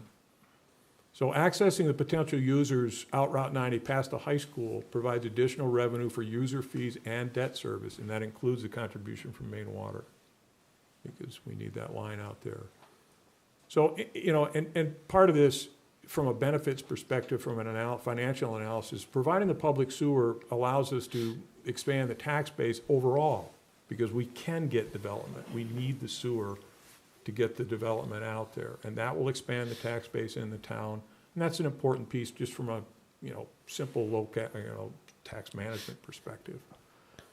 A couple other things to consider here. There's no indication right now that Camden would permit an increase in our capacity allocation. It's one thing to talk about rates, but it's also about capacity. If we can't pump more water, we can't get that additional tax revenue. And I'm not talking about paying for the WRRF, I'm just talking about tax revenue in general. So we're kind of capped off from that perspective. So right now, we're about 89,000 gallons per day, and the best case was 224.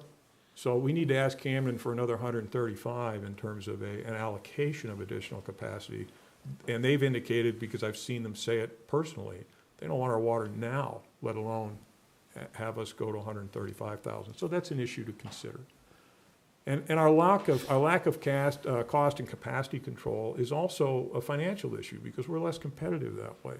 We're paying more money in order to get rid of our wastewater.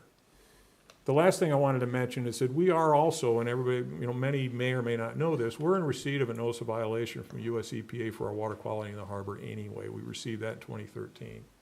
And we've been responding to that periodically with letters back to the US EPA and the DEP saying what we've been doing to try and minimize and limit the amount of bacteria and pharmaceuticals along with it as marker compounds, in other words, aseptic waste that's going out into the harbor. Now, you know, over the long term, being able to improve the water quality in Rockport Harbor, because we are collecting public sanitary waste, will over the long haul improve the water quality in the harbor. It's a long-term strategy, it's not something that's gonna change in a year or two, but from a long-term perspective, the other thing that allows us to potentially avoid financial exposure with respect to enforcement action. You know, Camden's got a consent order that flowed from a notice of violation. We only have a notice of violation. And nobody can predict when US EPA or DEP is gonna come back and say, you know, you haven't done enough. So this is another component of that.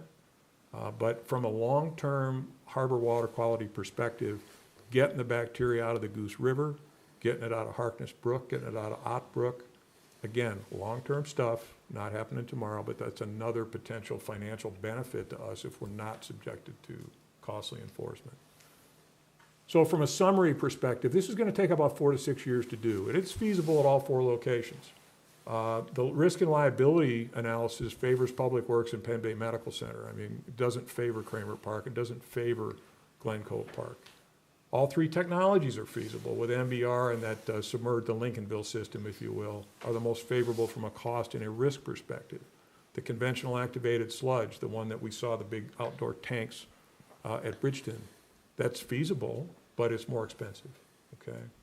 The WRRF CapEx costs themselves range from about $22 million to $29 million. 22 is Kramer Park, the highest is Glen Cove, and the others are in the middle on the way up. We have to take into account current land use, geotechnical and permitting risks, and outfall routing. I mean, specifically, if you want to look at Public Works, once we get that waste treated, we take it back to Route 1, where's it going to go? We're going to go straight across into the ocean? Well, that goes through some folks' property, and we don't know whether we're going to get the legal right to do that. All right, so that's a big risk, and if we can't do that, then we have to take a line north or south along Route 1 in order to get close enough. Whereas at the hospital, there's already a line from where they currently treat that goes out to the edge of the ocean. It's already there. They used it decades ago. It's been abandoned, but it's been cameraed recently, and it's intact. So that's a gigantic benefit for us to be able to go to an area where they're already treating, and they already had a route down to the ocean. Now it only goes to the edge, which is where you used to put it, but now we have to take it out into about 15 feet of water below mean low tide to make the DEP happy. But it's already a big step in the right direction. We don't have to do a lot of construction in that area. So we have to take into account those kinds of things in terms of risk, in terms of feasibility, and from the cost perspective. Including the Route 90 extension is critical to the project economics, as well as providing other economic and environmental benefits to Rockport. And you can see that just from some of the things that we went through. If we only build the WRRF, then it's roughly flat with Camden and Rockland based on the escalation in cost. Route 90 is a critical piece of that. Siting the WRRF at Penn Bay also may provide an additional operational resilience factor for the hospital. And I say may. Hospitals nowadays are starting to look at reuse of MBR treated wastewater in some of their other water consumption areas, whether it's cooling towers or boiler water or irrigation or flushing toilets. That's starting to happen around the country. And if we have a system right there, that may be a way to save Penn Bay Medical some financial cost, in addition to the fact that if Mirror Lake has a catastrophic failure, a tanker truck rolls over into it, and they have a release of fuel oil or gasoline into Mirror, and they have to shut the water off. That includes Penn Bay, okay? It includes all of us, but it also includes the hospital. And if we're able to recycle some of that water, effectively clean water, that very first slide, why aren't you drinking it? And I'm not suggesting potable use, but if we can use that to help them with their operational resilience, that might be a good benefit for siting it down there. Final recommendations to the town are going to be developed after some public meetings that we have in March. We're going to have a couple of meetings that we'll talk about right here. Next steps. We're going to have a little informational handout at the library on Election Day, assuming Megan will still take it when I think it was due a couple days ago. We're going to have a couple of public meetings at the Opera House, March 6th at 6:30 and March 7th at 3 o'clock. And that'll hopefully catch the two cohorts that would normally come out to these sorts of things. And so we're going to have those at the Opera House. There's a select board meeting on March 11th, and where we will be presenting to you the outcome of the public meetings and what various comments were and what people thought, ideas they may have. And then there's a select board meeting again in April where potentially consideration of public referendum for June. That's sort of the macro picture on the schedule. And then lastly, and again, I'll reemphasize that this presentation as well as the PER will be posted to the website at some point tomorrow. So, questions? That was a lot. I can't thank you. I mean, what an amazing level of work that you have done for us. And we really appreciate that. We had a lot of help. I mean, it surprised me when I heard that Rockport Harbor already has the notice The violation. Right.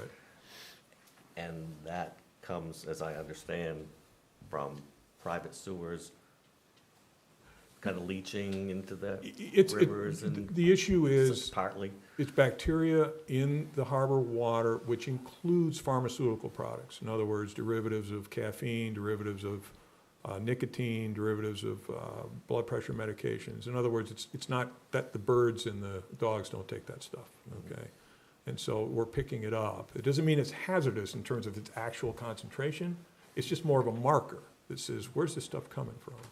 And so we are seeing that kind of thing.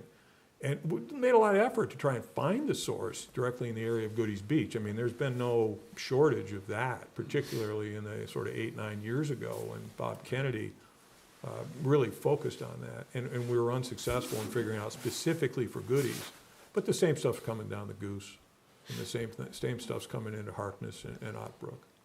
So a longer-term strategy towards reducing fugitive septic waste it's not going to be a bad thing. Other questions? Other questions? One, I haven't followed for a couple of months. I haven't followed.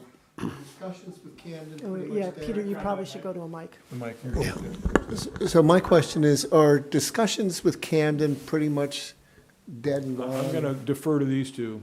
Kaput? We've worked it, we're still working it, we haven't given up, but it's, there was a select board meeting they had in end of November. And at that point, they had 4 members at the meeting.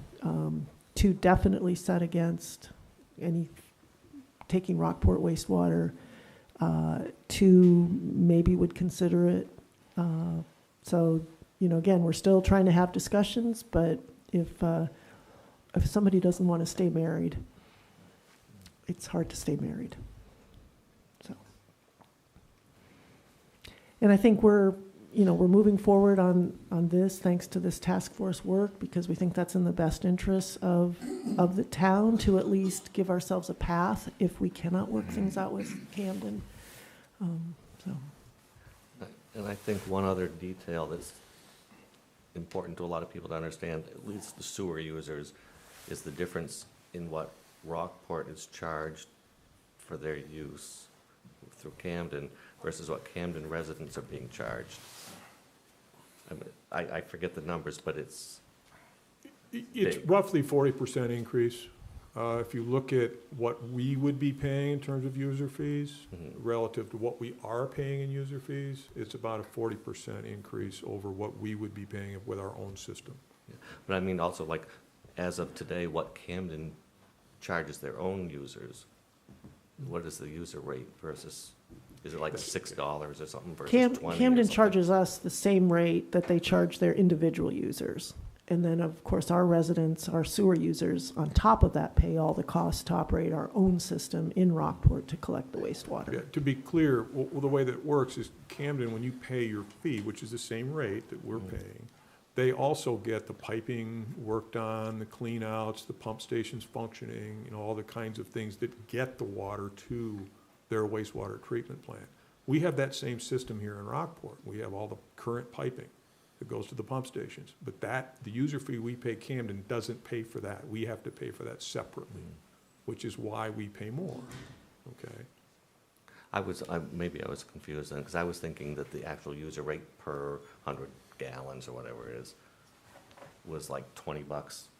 It is for Just here. us, because we're also having to Right. pay to Yeah. move the waste around town through our own piping system. In Camden, that charge is included in the user fee. It's not included to us. We have to pay for that separately. Plus the infrastructure, right? Right. Well, yeah, I mean, we're just double paying, because we're paying Right. for the Camden users' infrastructure as well as our Yeah, own. That it? That's All right, great. thank Thank you very much. Thank you very much. And for folks watching Thank and you so those much. here, we do have those public meetings, so there'll be more opportunities to ask questions, especially after you've looked at the presentations. That'll be available online. A lot to take in.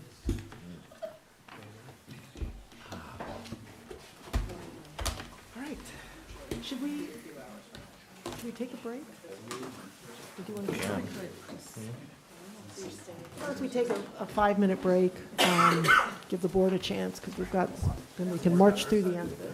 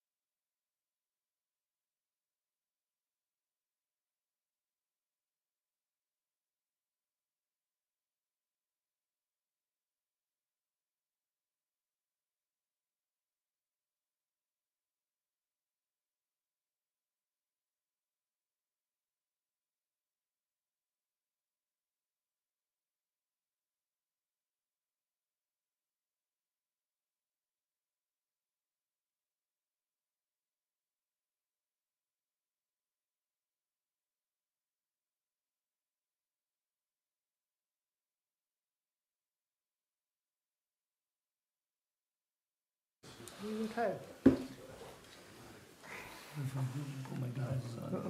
Where's this stuff going? It's all the same. Page 50.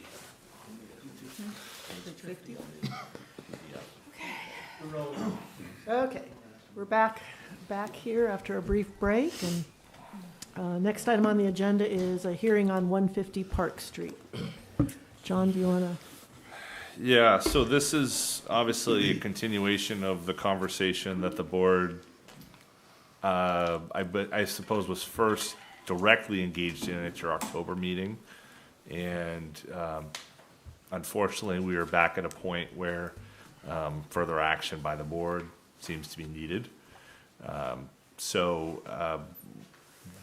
As discussed at that meeting, the next step is a findings in order, which is a draft of which that our attorney has looked at as there's a couple key areas that would have to be filled out as we go through that, and Scott's here to offer if that's so the board's choosing.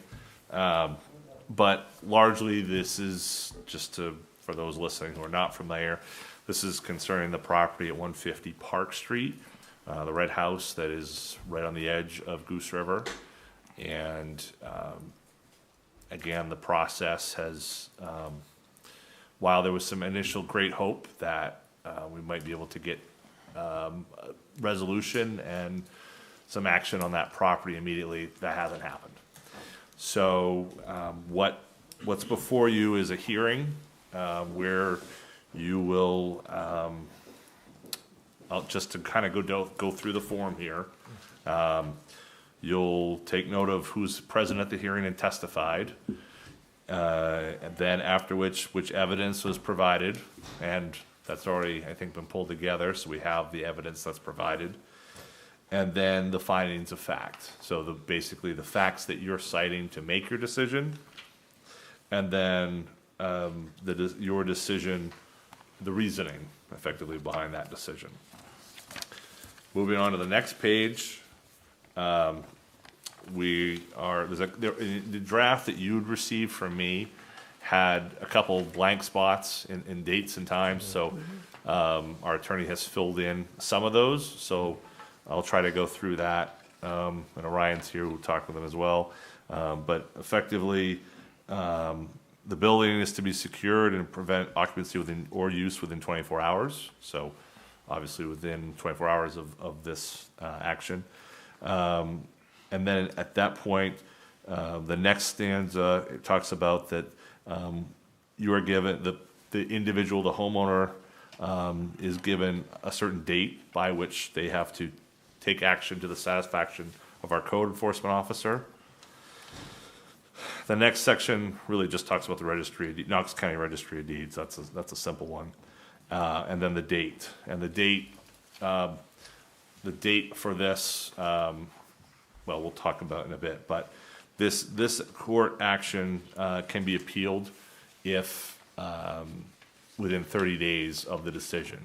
So if a decision's made tonight, then I know, well, we have the leap year, so I'm not sure 30 days is March 12th, but 13th. yeah, so by March 15th, you would have the 30 days would have elapsed, and this order couldn't be appealed. At that point, you could take all the action, and the town could remedy the solution.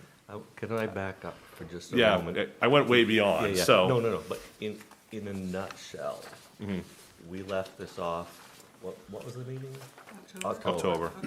Yep. Where we had agreed, or we had offered to the landowner to extend the previous decisions for a couple of weeks so that she could get, what is it, just somebody lined up to do the demolition, which, if I'm remembering correctly, I think October, she needed to have somebody, Mike Sabatini came and Mike needed to to get. verify, visit. okay, that was it, to verify Confirm the- Yeah. the condition of it. Was it worth repairing or tearing down? Right. And then they had determined it was not worth saving. Right.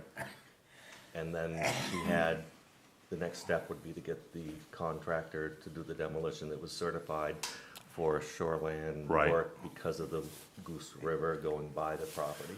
Right. So there was like, And that was at our January meeting where we Okay, had that was that on January. our Okay, yeah, agenda, yeah. where Scott had offered to be, to be, she could hire any demolition contractor, and Scott would be the shoreline He zoning, could got just permission from supervise that DEP part to of do it. that, to get past that technical. but nothing's been done since then. Yeah, so we gave it an extension then, I guess it was, to get that done. And nothing has just come to us, no permits have been requested or Right. Well, no, you applied for a permit, but, applied but not completed. right, But it was because, missing- It was missing right, some pertinent things. So right. it's, my recollection is just a couple of small things that needed to be done, and then we wouldn't be here. That's been the story throughout. Okay, okay. Yeah. So there's, this is basically, this is a little bit of a different approach than usually how the board handles things, because this is a hearing. So much like a public hearing, there's those in favor, those against, scenario. So in terms of setting the stage, as I am right now, we're sort of not into the hearing portion of that. But Scott is here to provide testimony, of sorts, on some of where we are and where this stands. And then, as we said, we talked about the facts and then your reasoning. So we'll have to go through that once you get through it. But is there anything I missed there, Scott or Ryan? You missed the fact the building's falling over on its side. Apparently it's, if you look, yeah, for those who are watching at home, it's, everything's on its side there, but. Oh, No, gosh. you've covered that quite well, actually. Yeah, so should we formally convene the hearing and have Scott Let's introduce Scott. himself, and let's have some testimony? Okay. I'm Scott Bickford. I'm your plumbing inspector. I'm your code officer and your health officer. And we're here tonight to talk about the notice of violation that was given to Elizabeth Hart. And she participated at a hearing earlier on. And we followed through as you had tabled. And I met on the job site with Mike Sabatini. And I asked him if he'd walk to the middle of the floor, and he declined the offer. The cellar was full of water, and neither he nor I went upstairs. The windows are still not secured. The reason was she was going to take some action almost immediately after, but it never happened. Instead, she seemed to always have a complication that she couldn't quite get it done. And I can't really work well with promises that don't happen. So here we are, and the paperwork has been prepared to give this to the attorney. I do have with me the book with an overview of everything. I have a copy of findings of facts and conclusions of law, which the attorney will be looking for. And I'll entertain any questions. And you have, I know in our packet were, a series of various emails and other documents that are related to this. And I guess I'd just like to state. 90% of this book is emails. Yep, and I'd just like to state that that is part of our consideration and is part of the record here for this hearing, is everything that's in this packet. Yes, yes, it's for the record. Okay, any questions? Well, it's been a frustrating situation. We're sorry that it's come to this. I'm assuming that, I don't see Elizabeth here, and I don't think anybody else is here to provide testimony on this item, right? I feel personally that I way overextended what a code officer should do in a case like this. Any other time, I would have, and I've done these before, I would have got right after it, but she always had an answer that gave me hope. And I stopped hoping after that meeting with Mike Sabatini when the next promise didn't happen. So Yeah. that's where we're at. Yeah, and we're basically concluding that the building is structurally unsound. Yes, the building is unsound, it is still, all windows are, well, most of the windows are open. The inside is deteriorated. It's a post and beam structure, 3 corners of the post and beam, fairly decent shape. One corner is totally bad, rotted, which Mike Sabatini had identified and looked at. A cellar had water in it, considerable amount, so we couldn't get down there. And as I say, I didn't even bother to go upstairs because the floors are so punky. And they moved, it was a danger to even walk. I stayed close to the outside walls. So And it this could presents a be risk to public safety. That's what I I think it is a nuisance.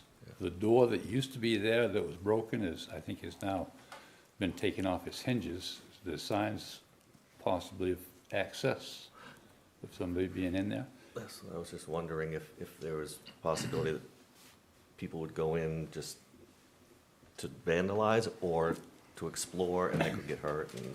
It wouldn't surprise me, Yeah. and I think that is a danger, an absolute danger. Scott, did you, somewhere I read somewhere in the verbiage, it was a garage, is she gonna tear the garage down also? There's been nothing said to me about the garage. I didn't really look at the garage as part of the problem. Yeah, I think the garage could be saved if she wanted to save it. yeah. It could be relocated if she wanted to relocate it. It's strictly the house, I think, that is the danger and the nuisance. Yeah. And to be clear, everybody, all parties were in agreement that they were willing and ready to tear it down, right?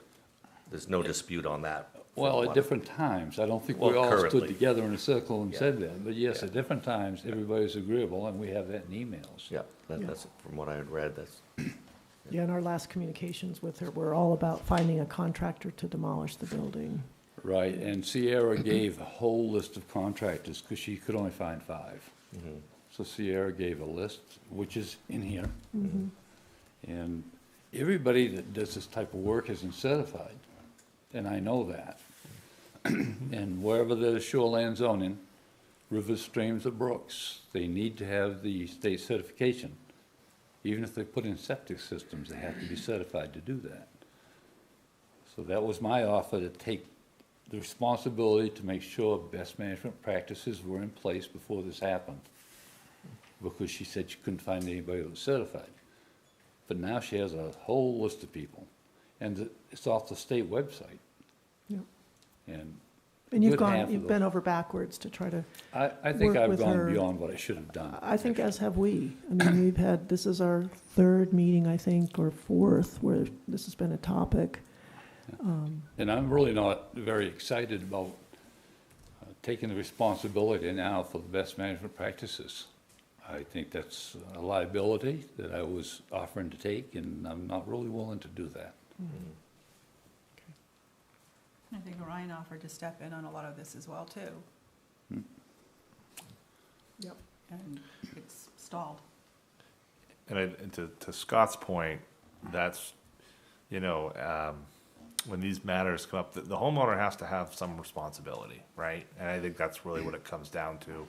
And while I appreciate Scott's willing to sort of extend his hand out there, really as a way to meet the board's requirement, desire to see we can move this along, but I would never have offered or suggested to Scott to do that, because that does put him in a place of responsibility that isn't really a good thing for us. He should really act as a third party in ensuring there's compliance with those DEP regs. And if he's not able to do that because he's working in some way with the property owner, it gets very messy, and we don't want to put him in that spot if we can help it. So I appreciate you did that, but I would. She did decline my offer. I was gonna say that was, yeah. And after that, she couldn't find anybody. So. Yeah. Well, we've got a set of findings of fact and conclusions of law. Do we need to read each of those individually to put those into the record? You could just simply accept this as written, or if you want to go through one by one, it's up to you. I have more copies. You got the one I have I have this one. with the date on the bottom? Yep, February 12th. Yep. I have more copies if you'd like.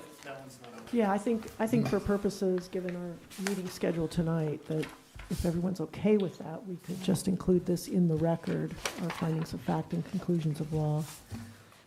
Does anybody object to doing that? Do I get the good one? I'm okay with that. Okay. Yeah, I'm fine with that.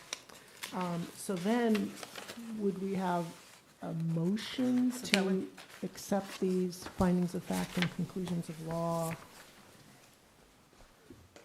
for purposes of resolving the findings in order? Yeah, Okay. unless you edit them in some Right. way. Yeah.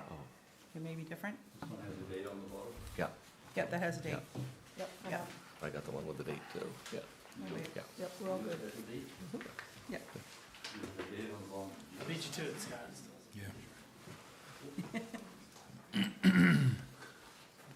Okay, so do we have a motion There you go. to, I make a motion that we add the findings of fact and conclusion of law into the evidence presented to the board for the findings in order for 150 Park Street, Rockport.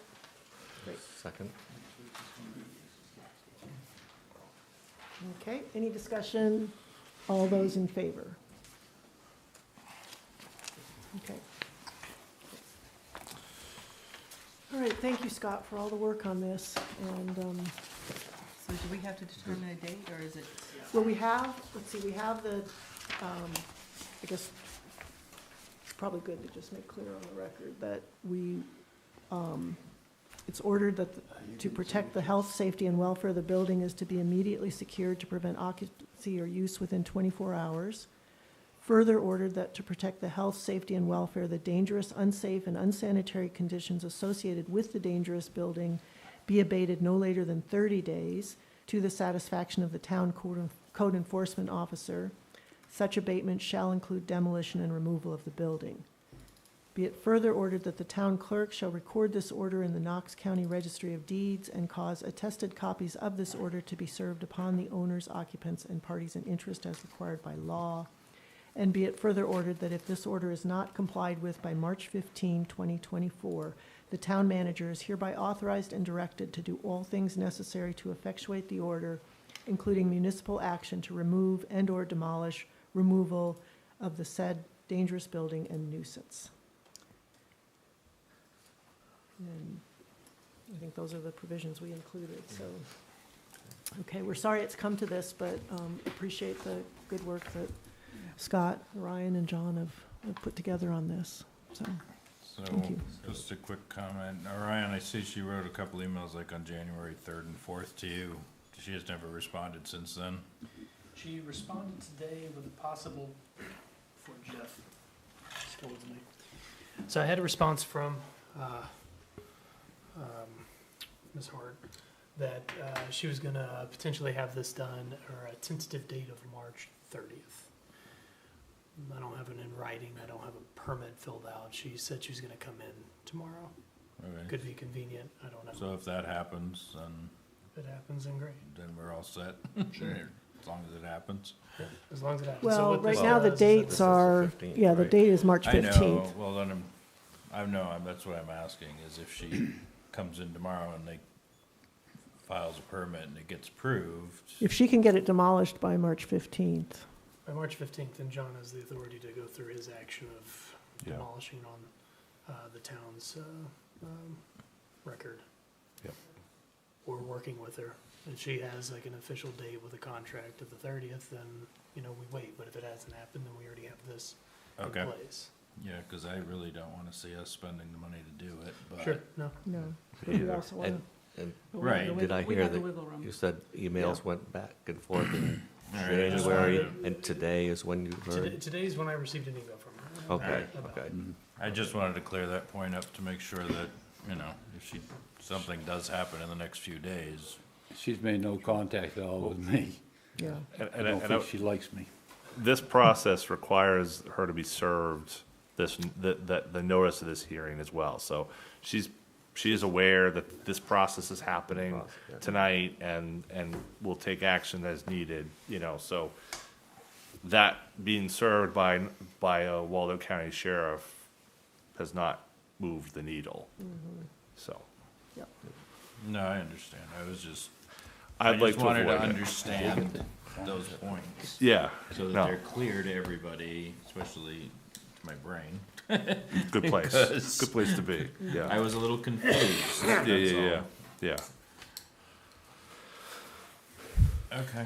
Okay. So just on that form, Denise, that you have there, either, well, the signature form, either at least one of them we need it signed and printed from everybody. But I think we want it today? probably need to I think we're gonna have to, physically put the Input. findings of fact in here. I agree to that. And then I'll have, when Diane has that pulled together in one document, we'll give you all a rig to come in and sign okay, it. we'll come in and sign it. That's probably the easiest way to do it. Yeah, Soon. Yeah, oh yeah, yeah, tomorrow, well, yeah, tomorrow, next day or two. Wednesday, yeah. Okay. Thank you. All right. Next is act on West Street Farmers Market at RES site. Do we not want, Did I skip something? no, I was just gonna say we don't need Scott for I. Which one's Dear, my minutes are. I? Not really, Okay, I think we can, yeah. okay. So this is, well, Orion, I mean, this has been a long sort of desire of the Lesher Family Foundation to see activity occurring on the RES site, and this is sort of in that line of thinking. You can see the letter from MJ in support. You know, this is, it's a big it's a big asphalt space with a lot of potential until it's not an asphalt space, and then it still has potential. So I think the idea is to try to maximize, and as you know, the time that we have remaining with what's there, and also for that matter, you know, we haven't. There's not a lot of conflict. We don't, you know, going on in the space. SIF is no longer going to be operating the, you know, the drive-in, so, and that's a different time of day anyway. So it's a win-win, it would seem. Yeah. And just for the 2024 season, because we don't know what will be happening the following year in terms of construction, or the Lesher family doesn't Yeah. know. Correct. Okay, do we have a motion? I move the board approve the West Street Farmers Market application at the RES site as presented for 2024. Second, Jim. Any discussion? All those in favor? Great. Good, that'll be fun to have something happening out there. Yeah. Okay, next is act on construction approval for project in town right-of-way. John? Yeah, so this has been a long, been a long road to get to this point. Sorry, I was meaning to let them know that that was coming up, and Yeah. I haven't done that. Do you mind if that gets bumped a little bit? Oh, Is this the- the Main Street one? This is the bugs. The bugs. Okay. Yeah, do you want us to move on and we'll come back to that? Yeah, are they planning to come up the street, or? Yeah. Okay. Okay. I don't know, they didn't want to hear all our other, I can't imagine why. all right, next is act on land use ordinance amendments. Although, now Ryan, you're. We'll let Orion text. So, what do you want? I want you to Do you want me to introduce this item for us. plug it in? Okay, Jeff wants it plugged in. Is it gonna work? Let's see if this works.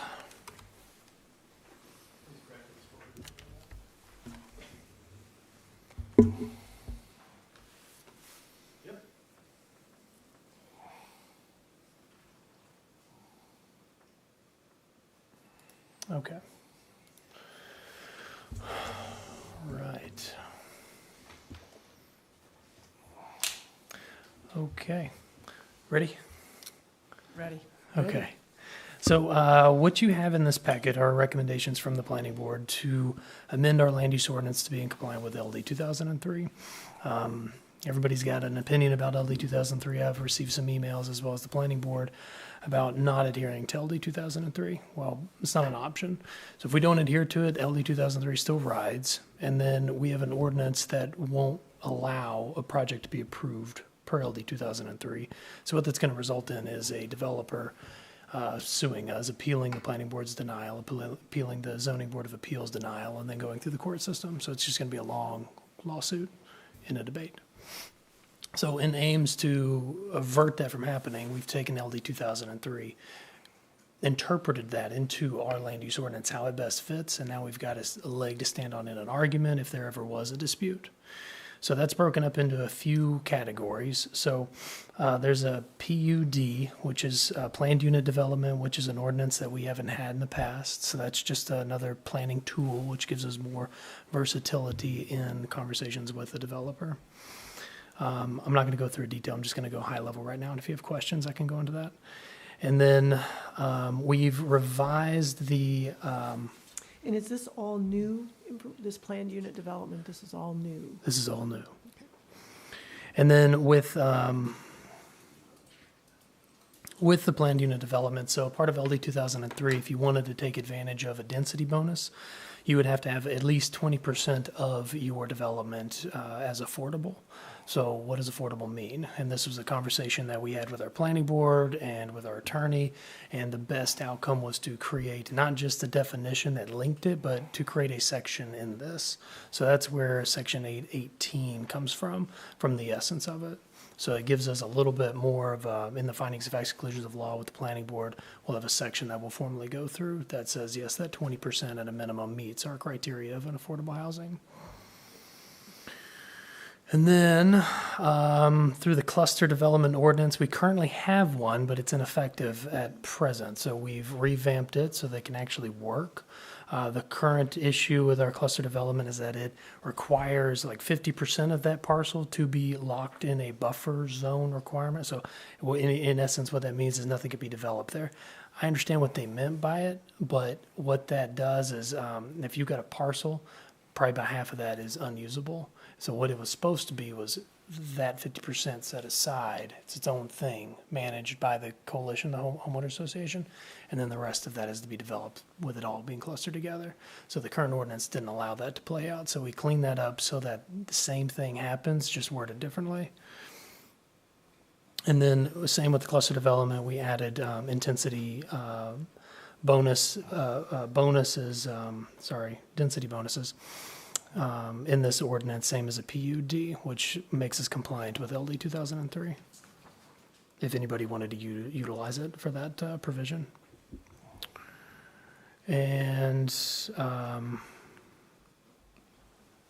then in the dimensional requirements table, so this is your 918, section 918 of the land use ordinance. There was a lot of talk about reducing lot size so that it will allow infill to happen, other developments to happen, so that's not so much of a burden on developers. Right now, in the current conversation that I'm having with developers is that the numbers don't crunch, it doesn't pencil, as others have said. It doesn't work in the current table that we have to allow for a developer to make it financially feasible today.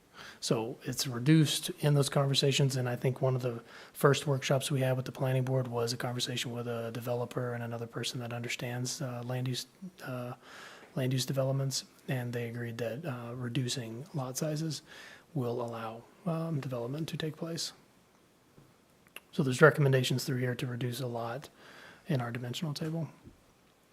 And then same thing in the Part B of that table. This is just matching up with the first table, so allowing those reductions to go into play. And then we're removing a two-family dwelling unit item in here. Not to say that two-family dwellings isn't allowed, it's just it's a multifamily structure. That's what it is. So just calling it what it is and not a duplex. So not having three categories, single family, Yeah. double family, and multifamily. Just Correct. Single or Correct. multi. Okay, and then, so we did some amendments into chapter 900, and that's mainly from this table. You'll see in, there's a couple of sections here, max lot coverage for non-residential, and building height. Some of those are, they're just linked to certain zones, or there's a note that it references. And then there's a bunch of NAs if you read through it. So non-applicable. Well, what does that mean? So it was an exercise that I went through with I don't have it on here to avoid confusion, but it was an exercise I did with our land use attorney on what does non-applicable mean? Can somebody actually argue that therefore it's not applicable, that I have to adhere to lot coverage now? So I wanted to clean all that up so we didn't have to have that confusion of a conversation. So pull those items out. If they're solely specific to a zone, they're now pulled out into the relevant zone. So that's what this next section here is in the 900s. And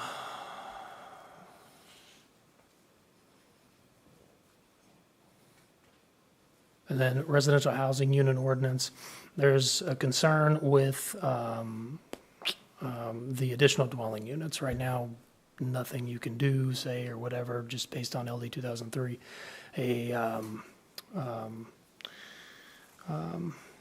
additional dwelling unit can be placed down in your backyard if you wanted it, or placed within your structure, your house, over your garage. However, if you can conform to our ADU ordinance right now, you can have one. However they're going to be used doesn't really make much of a difference, but we should keep an eye on it so we understand the structure of it. So this rental housing unit ordinance is anybody who has a rental unit has to register their unit, long-term, seasonal, short-term, and that's it. And then further, it fully pulls out the short-term rentals that they can operate within the zones that they already operate in.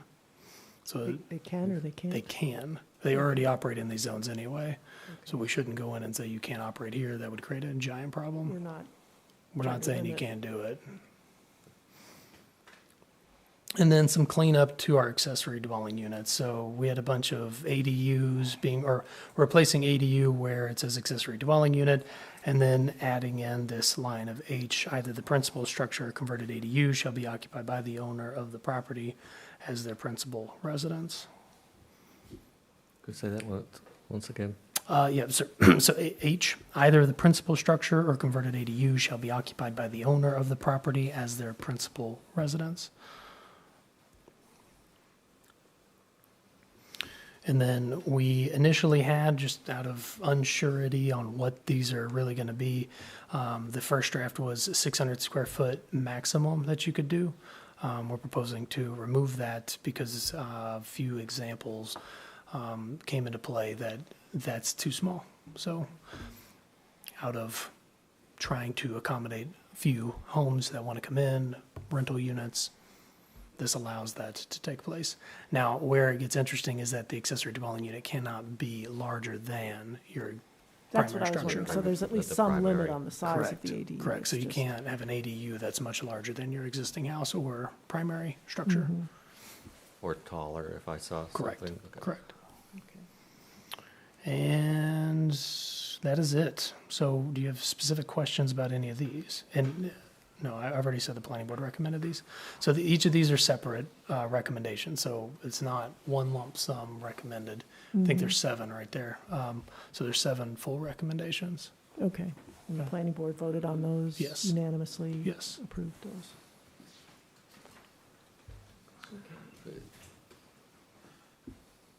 Is there sort of any one nutshell way of saying what's the most impactful change? A PUD Okay. and the cluster development. Those are the 2 most impactful that you'll see. Mind you, if we don't have sewage capacity, none of it matters. Yeah. So, just, And it just occurred to me, like, if you've got a property that's on a private septic system, no, and they want to have an accessory dwelling unit, if their septic system is a 2-bedroom and they want to add another bedroom, so they have to that, get their sewers. correct, septic yeah, so that's a approved, right? conversation with the code enforcement officer. He'll pull the file to see what your system is, or you'll provide your file of what your septic system can handle, and then determination will be made at that point. So if you wanted to, you might have to upgrade your septic system. And I know we had, as far as public sewer systems go, we had the unit up on Pascal that recently was approved to tie in to this, the unique situation they had, so, To tie into the sewer system, Yeah. yes. So we'll still do all that kind of stuff Oh, yeah. as needed. Yeah. Oh, yeah. I encourage Yeah, and everybody that to would tie become into another sewer. equivalent unit? Would an ADU become another equivalent unit under our? Sewer? Probably. I think so. I think so. Have to give that some thought. Because it would be its own structure. So I think if memory serves right, it's like if you had, let's just say 3 bedrooms, but one's its own entity and another one it's its own entity, but 2 and 1, then those are 2 equivalent users. And unrelated people living in each. Correct. Yeah. Correct. And I think just to sort of, this is set up as if we're going to vote tonight on these, but my understanding from John is that we don't need to vote tonight. We can, I think we probably have some public comment here. I don't know if you all are intending to make some statements. And then we can sort of take that under advisement, consider in the next month before our next meeting, how we move forward. Oh, that sounds. Does that Yeah. sound- Yeah. So I'm just so you're aware of all of that. I'm not going to try to insinuate to derail any of that. If you want to make your recommendation next month, I would. The reason it was here today is so that if there's some issue, red flagging, there's a timetable now to where I can get that before the planning board again to make those formal changes and recommendations so that we can still make the June So if ballot. we see something in these provisions that we would want changed, Yes, rather than waiting till our March meeting to correct. do that. Because if you, Okay, I don't know the timetable would work for the March. okay. Could be wrong, but based on my math, I don't think it would work at that point. Okay, Because all this would have to go back to the planning board and then back to us to be approved, to get on the ballot. Yeah, Okay. And that could yeah, blow that out of the water. okay. Yeah, but there's 7 segments, so if one of them doesn't fit. so- correct. Yeah, and I We think can obviously do the other the. 6 and just do the other one later if we absolutely have. You're to, correct. right? You're correct. And I think it's fair to say that the rental unit section isn't necessary for LD 2003. It's not necessary for LD 2003. I'll be clear of that, and I've been clear about it. LD 2003 creates some situations that we don't know what's going to happen. Right, the concern with what happens to the accessory dwelling units. And, I mean, for the record, I mean, I don't have anything that says short-term rentals are negative. I don't have any of that. It does offer an area of revenue for people. I don't think anybody here would be opposed to that. But if this ADU thing that the state says we have to adhere to creates a massive problem, then this rental unit, housing unit would allow us to track it, understand it, and then make a more informed decision at that point in time. And I think that's the primary benefit of that provision, because it really is just registration. It's not just limiting what registration. anybody can do with their property, it's just so we can gather the data and understand what's happening in our community. Correct. And I know I've seen things in the press lately about a lot of communities dealing with this very, very thing. Yes. And I used to have a place up in Bar Harbor back in the 90s, and they instituted a registration process and all that stuff back then that I had to do. Mm-hmm. Yeah. Yeah. Yeah, and I think the registration process is sort of, it's a way for a community to just become familiar with what is happening in its community. It's not intended to ban or limit or No. cap what our residents can do to make money, because we want our residents to succeed and do well. Yes. There was one other element that I remember, the public safety element, to make sure, I know I had to make sure if I was gonna rent it out, that Yeah. I had to have fire extinguishers, and Mhm. the fire chief came in and just made sure all the normal safety stuff was Yes. there.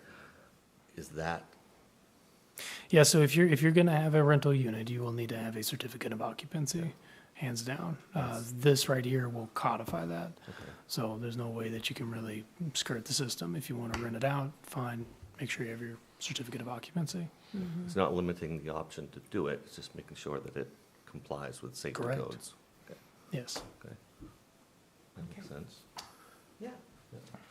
All right, well, with the caveat that Okay. we really are trying to get ourselves out of here at a reasonable hour, if public comment, if you can. Oh, Yeah, well, we've got unfortunately more. Well, anyway, we've asked that public comment be limited to 2 minutes, and We've got 3 people. Yep. Yeah, you have more than 2 minutes for each of us. Okay, we, well, let's just get started and, okay, public comments?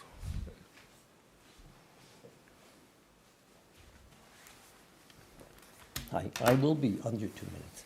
great. A couple of things. Number If you could one, introduce yourself, please. Vic Steinglass, I live in the village. Thank you. Bar Harbor is not Rockport. Oh, no, I was just saying. Okay, just let's not make the comparison because it's an entirely different scenario. Okay, we should do what's appropriate for Rockport. We don't care what Bar Harbor does.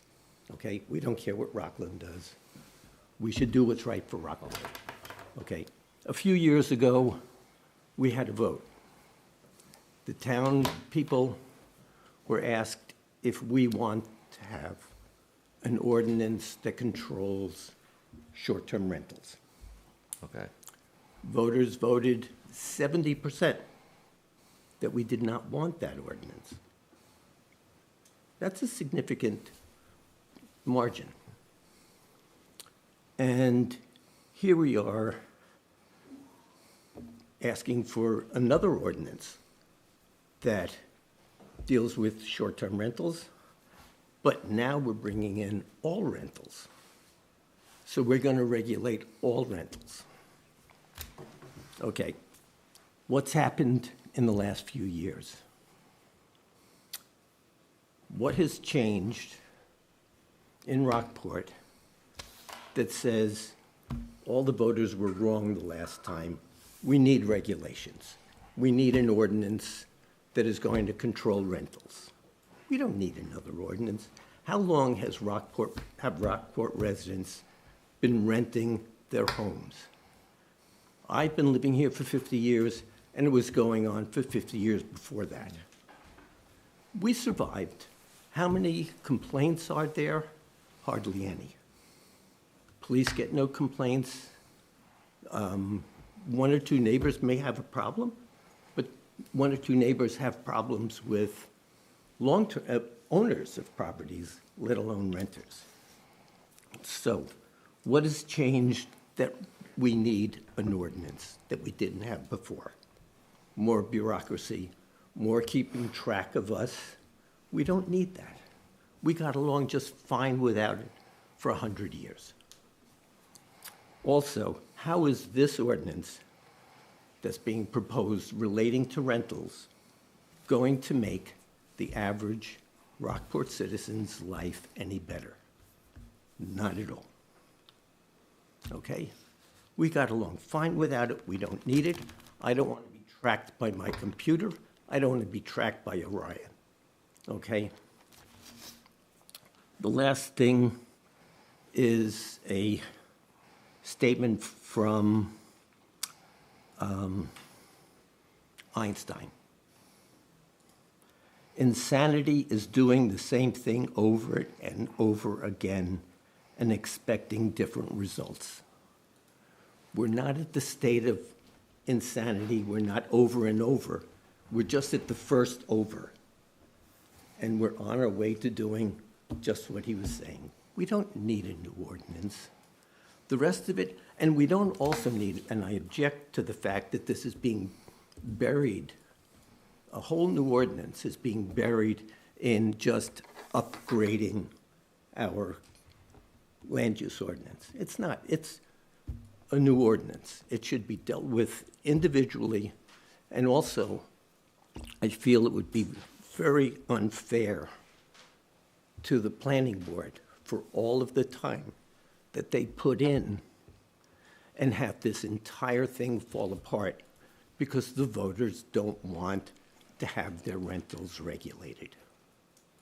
And then the whole thing is going to fall apart as opposed to just having a rental ordinance by itself, standalone, and not try and sneak it in through a major housekeeping. And the only part of 2003 that mentions short-term rentals is if a town decides that it needs an ordinance for short-term rentals, it can have one. That's all it says. And we already decided a few years ago that we didn't. That's all I have to say. Thank you.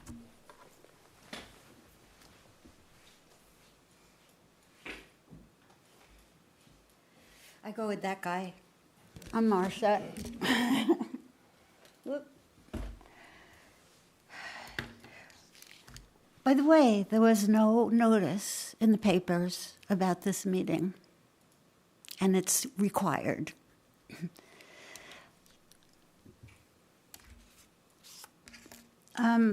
Vic and I went to the planning board when they were discussing all of this, and we actually wondered ourselves, whatever happened to the Ordinance Review Committee? They were never part of this process. Okay. On January 25th,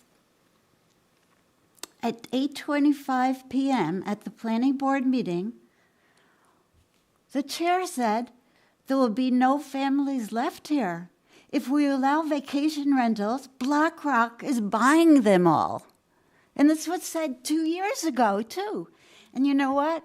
First of all, it's not BlackRock. I called BlackRock, and the secretary fell off her chair, hysterical, laughing when I asked if they're buying houses in Rockport. Then when she regained her composure, she said, what you want is Blackstone, not BlackRock. So I called Blackstone. Blackstone is the world's largest asset manager.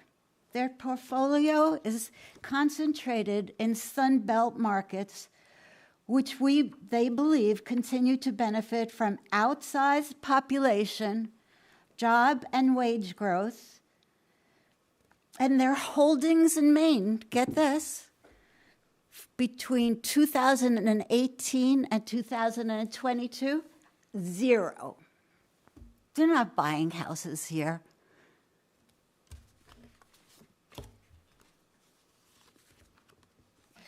Then, 2 years ago, some people said, vacation renters are noisy and cause problems.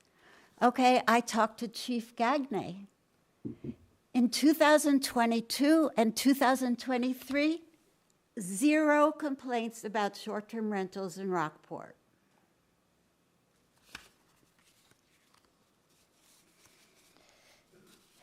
Now, the director of Maine Housing, which is an apolitical organization, his name is Dan Brennan, and a man named Greg Payne, who heads the Office of Policy Innovation and the Future, had an interview on NPR.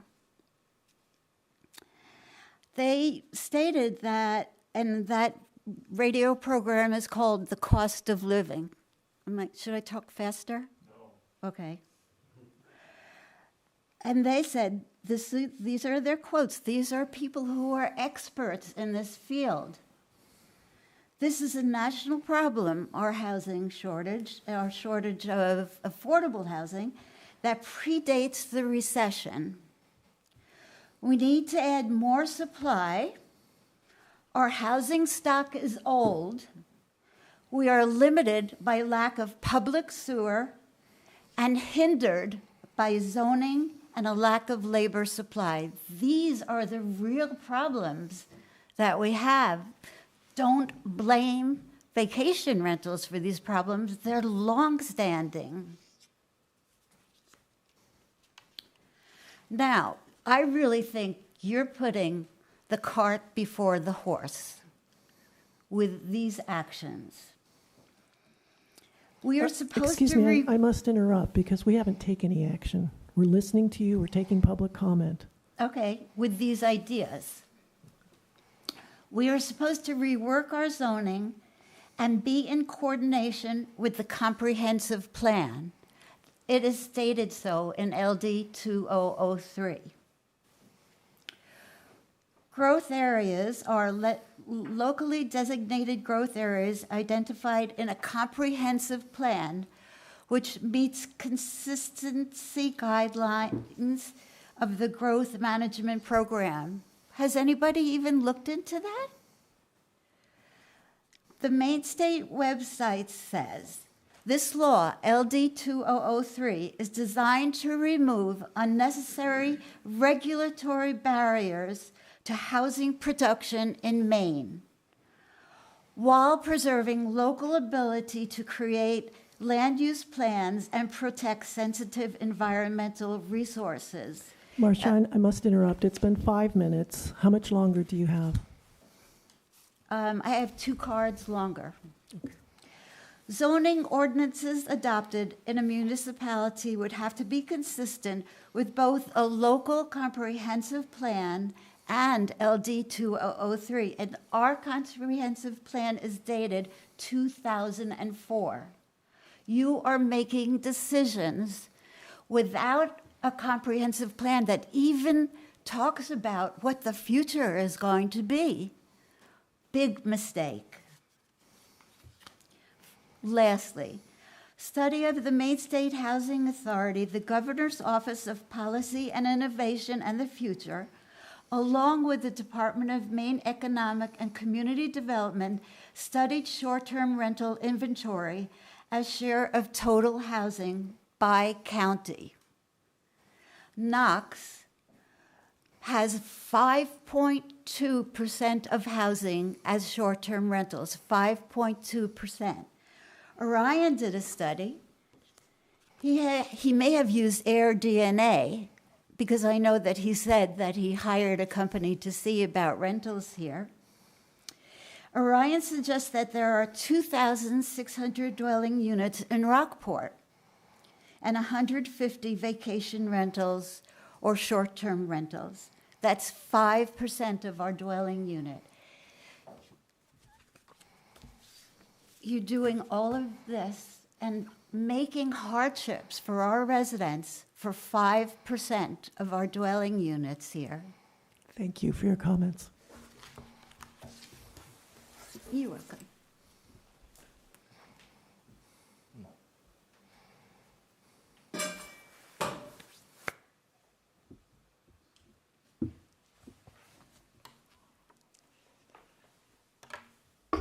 Hi, I'm Claire Tully, and I live in the Village. Obviously, feelings are running high, about these proposed changes. And I think part of it is because it was just 2 years ago that we dealt with this. There was the vote. There were extensive workshops that took place. And there was a lot of sharing of information at that time, which did give the town a better sense around the rentals in addition to the work with the consultants. And so when we hear about, we need the registration to get from, more familiar with what is happening in the community, it seems a little disingenuous, frankly, because so much information was shared at the time. And although registration sounds innocuous, when you look at the language of this registration clause, I don't think it's anything that you would apply to a commercial business. And we're talking about homeowners, mom and pop operations, people like me. I have an apartment, a second unit in my house, and we've rented that over the years, and it's helped with taxes and college, et cetera. But some of the provisions are an annual registration fee, all kinds of penalties, daily fines if you have minor violations, if you have major violations. You can, if you don't fully comply with the registration, you can be prevented from renting your house for 3 months. Now think about that. In the summer season, you were not able to rent your house for 3 months and you're relying on it to help pay your taxes or your other expenses. It's really overreaching. Putting a number on every single thing you do, posting something next to your door, and all, again, in the absence of problems as is documented by our police chief, by our CEO. We've also talked to Scott. We've talked extensively to others on the select board, et cetera, to try and find out where this is coming from. Clearly, there are a few members of the planning board that feel very strongly about this, but I don't know that that is representative of what the select board feels, and certainly Rockport voters, because that 70% vote, a lot of that was from residents who just don't like excessive regulation in the absence of a problem. If it's not broke, don't fix it. And we don't have any indication that it's broke. The other thing that I like to mention, and this makes me feel kind of sad and also conflicted, because, you know, what we've seen tonight is really a lot of progress, a lot of work, you know, to move forward, you know, a new wastewater treatment plant that could be instrumental in creating more lower cost housing, which we need. And as Orion has pointed out, you know, we need the sewage capacity to do that, right? That's what the development on Route 90 is, you know, all about. We need more of that. So to take this and tie this in to the other, you know, affordable housing, workforce housing, things that a lot of voters want, is going to hurt the chances of this passing. So it seems like a very bad time to pick this fight. And you're not just hearing this from people that have rentals, but Richard Remsen, who is the chair. I just would like to clarify, though, because I heard the same comment from Marcia. These are 7 separate items that will be on the ballot as separate items. This will be its own item. It's not going to be this entire package as one voting item. So the voters will be able to say no to rental, yes to others, if that's what ends up being on the ballot. So it would be a completely separate question? Yes. As to rentals, because yes.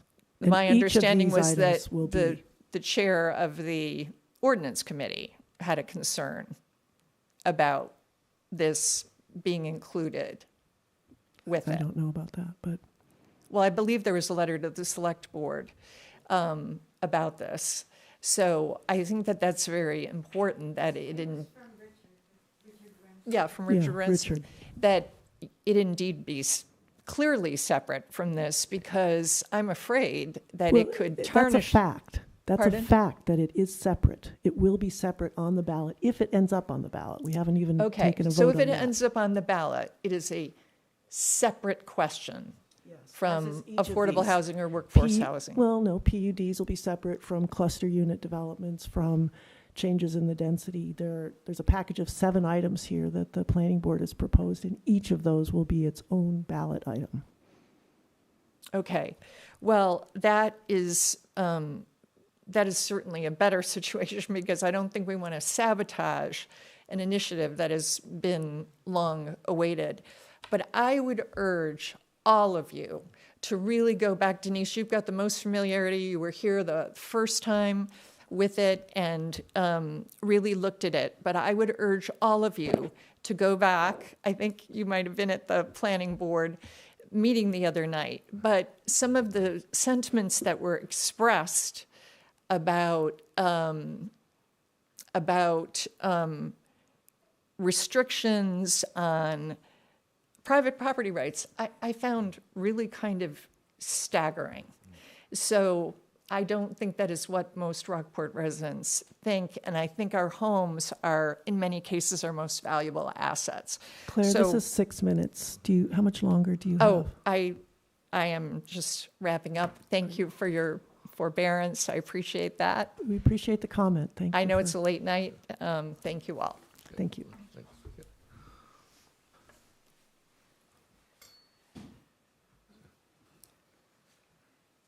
All right, any other public comment on that item? Okay. So since we...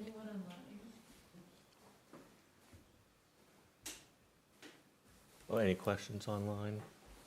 Has anybody put questions in online? Negative. Hang on. Yeah, that's the one. Chat 0. Okay. Between 7 and 11 people. Okay. So, as I indicated, we do not have to vote on this tonight. We heard some comment. We can sort of mull that over and bring this back up at our March meeting. Is there anything anybody else would like to say on this agenda item? Okay. So what's the timing on it? If we have any, Ryan needs to get it back to the planning board. If we want to make changes to what's in here, if we want to approve it, not approve everything in here, but approve some, I think we can do all of that at our March meeting. And I'll talk about the dates and everything tomorrow, verify everything. The main thing is you gotta order the questions, so you have to be able, thank you, Jeff. You have to be able to get to a point where you've set the stage for your warrant, because your warrant was what you approved in your meeting in April. So that's really what the next meeting is about, is sort of rounding the corner and figuring out where you may go, not necessarily, so let's just say, for example, you had a question that you wanted to have ordered, to change the name of Main Street to, I don't know, not Main Street. You could order that question, and then by the time you come around to your meeting in April, you can say, we're not gonna include that on the warrant, because that meeting, your April meeting, is when this is what's in, this is what's out. So it's not restrictive at that point in terms of that question. It's more of trying to allow the clerks to get a point where they can start building their ballots. That's really what it's about. So. Okay. So if we wait till the next meeting My understanding from John is we can do that. to review gives this and enough time approve to get it it and on all the that. ballot. Yeah, you could create the question, and then you could decide at any point, no, we don't want to do that, or yes, you do. But So- if there were changes we wanted to make, is that That's- where we get into complications? If that were the case, is there possibility for us to have We an could have a special emergency meeting or a special meeting Yeah. Yeah.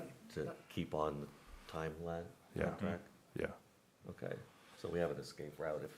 Yep, if we Any need to. approval Okay. would be a 7-step approval, because it's 7 sections. right. Okay. Yep. And I would just, I'm not speaking for or against this, but I would say that in general, select boards usually are not as engaged on land use issues. Usually it's because you're in the middle of budget, right?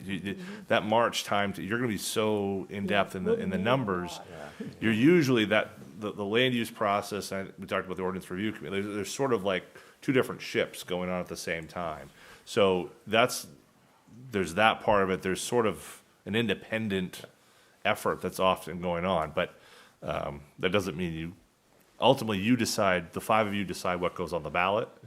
And then, from there, it's up to the voters. There'll be public hearings of what's on the ballot.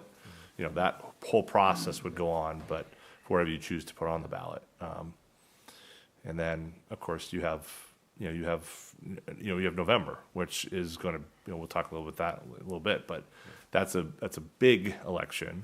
We have a presidential election, you'll have tremendous turnout. I think this June will also have a big turnout, because there's a number of issues that Very important. we're gonna be ones, talking about on a town side. Nothing to do with this raft of ordinance changes, but And as obviously- we saw earlier tonight, there's a lot to obviously, talk the about. planning board has given a lot of work to this. Sure. And they're much more expertise. Yeah, and I'd be hard pressed to start to Yeah. get into the nitty gritty of Yeah. one of those sections, Right. changing that, because it's all meant to hold together. Okay, but we can, I think reviewing it's good. Okay, Okay, all right, I think that's it for that So table- agenda Motion to item. table? table this. Yeah, I don't know if we need to do, I don't think we need to do Okay. anything. Okay. We'll just table it till the next meeting, Yep. right? I think, Mrs. Bug? So we can move back to the item on the construction approval for project in town right-of-way. Ryan, do you want to, I don't know how,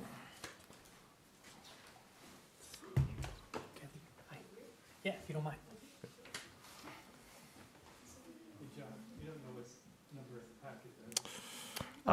So it's on I. page 122. Yeah. You got it.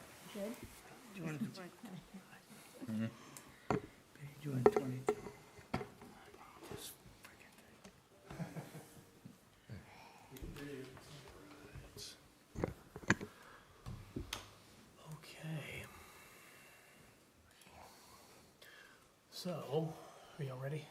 Yep. All right, cool. So what my office needs in order to process a permit is approval from the select board to operate within the right of way. So Kathy and her husband Jay, they've got a project of wanting to put a retaining wall in the front yard area that happens to be within. Or replace the one that was Or there. replace the one that was there. And they're at a kind of a fork in the road where they just need your approval. Some items in our office fell through the cracks, that's why it's taken so long, and I do apologize about that. But quite simply, as long as the select board is okay with this happening within the right of way, there's a concern with the French drain, which Kathy, you've talked with, their hay runner now? Yes, hay runner, runner. yes. So hay runner's been in contact with them to devise a plan on the French drain. So in your approval, putting a condition with that French drain would be recommended from my perspective. Because how it currently drops on this page, you can see. It's not showing up in that picture. What is a French drain? Yeah, so the rainwater on the house, it collects into a gutter system and then that's buried and then it dumps out. So right now, we're Like underground, It's gravel. It's dumping out right here on the sidewalk. So it dumps onto Currently. the sidewalk? And so this is to get it, not to dump on the sidewalk, To but dump into the catch tie into basin. the catch Right. basin. So it'll go down Right. into the drain, to the There's- stormwater system. Stormwater drains. And those catch basins in that area are Maine DOT owned, they're not town owned. It's so bizarre. So with their So, approval. so Maine DOT has a permit application form, I think hay runner's been involved, Yes. I think. Yeah.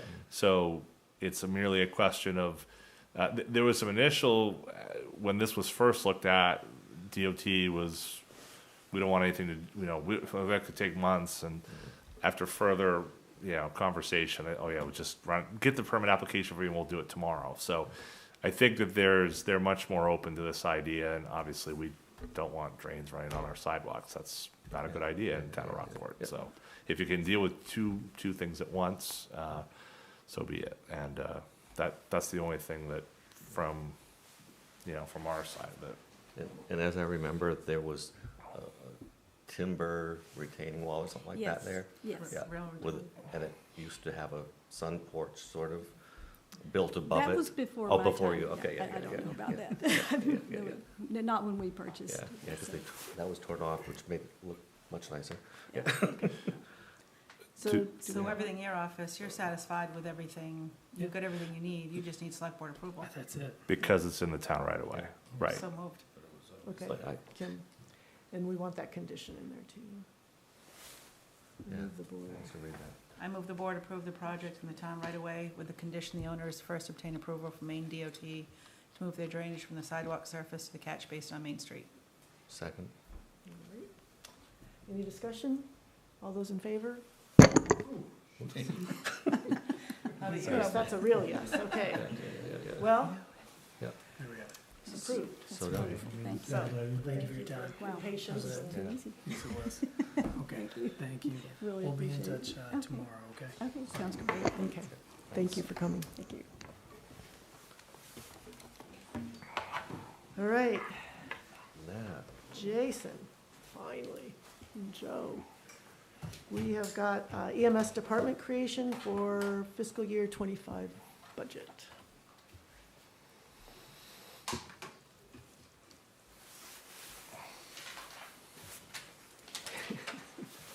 You're Jason, right? I yes. believe Yeah. you are. But we to wake waited up. long, we waited so long. Time to wake up. 9 o'clock, 3 hours. I'll have dinner when I get home. Is anybody Intriguing home? information.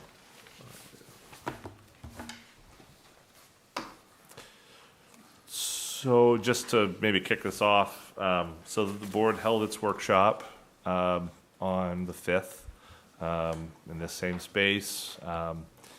And I think that, there was a lot of good information shared that night. I was disappointed we weren't able to get those two other chiefs to provide their perspectives. We also received a letter, the board received, and town staff received a letter from Rick Petrie from Northeast Whole Health Services this weekend to provide I think, some color from Rick's perspective. And certainly, as I mentioned, Rick and I go way back on this conversation, so, Rick certainly has some history here too. We also, since that night, there was a couple of things we noticed around the budget. And so just as an update, we noticed as we went through that night, for example, the EMS equipment line and the capital items, that total didn't carry through for the total capital items, so we've updated that. Megan's here as well, so she worked with me on this. And then we made one other change, which is a change, I talked to Jason about this, so even though it says department head, the idea of starting up the service or starting the hiring of staff in August, while the time to hire and all that works itself out, it would probably be better and more impactful from the town's perspective if it lined up a little bit more closely with the West Rockport Fire Station project and that project's completion. So the revised numbers on here, in terms of wages, reflect that date being pushed forward another 4 weeks. So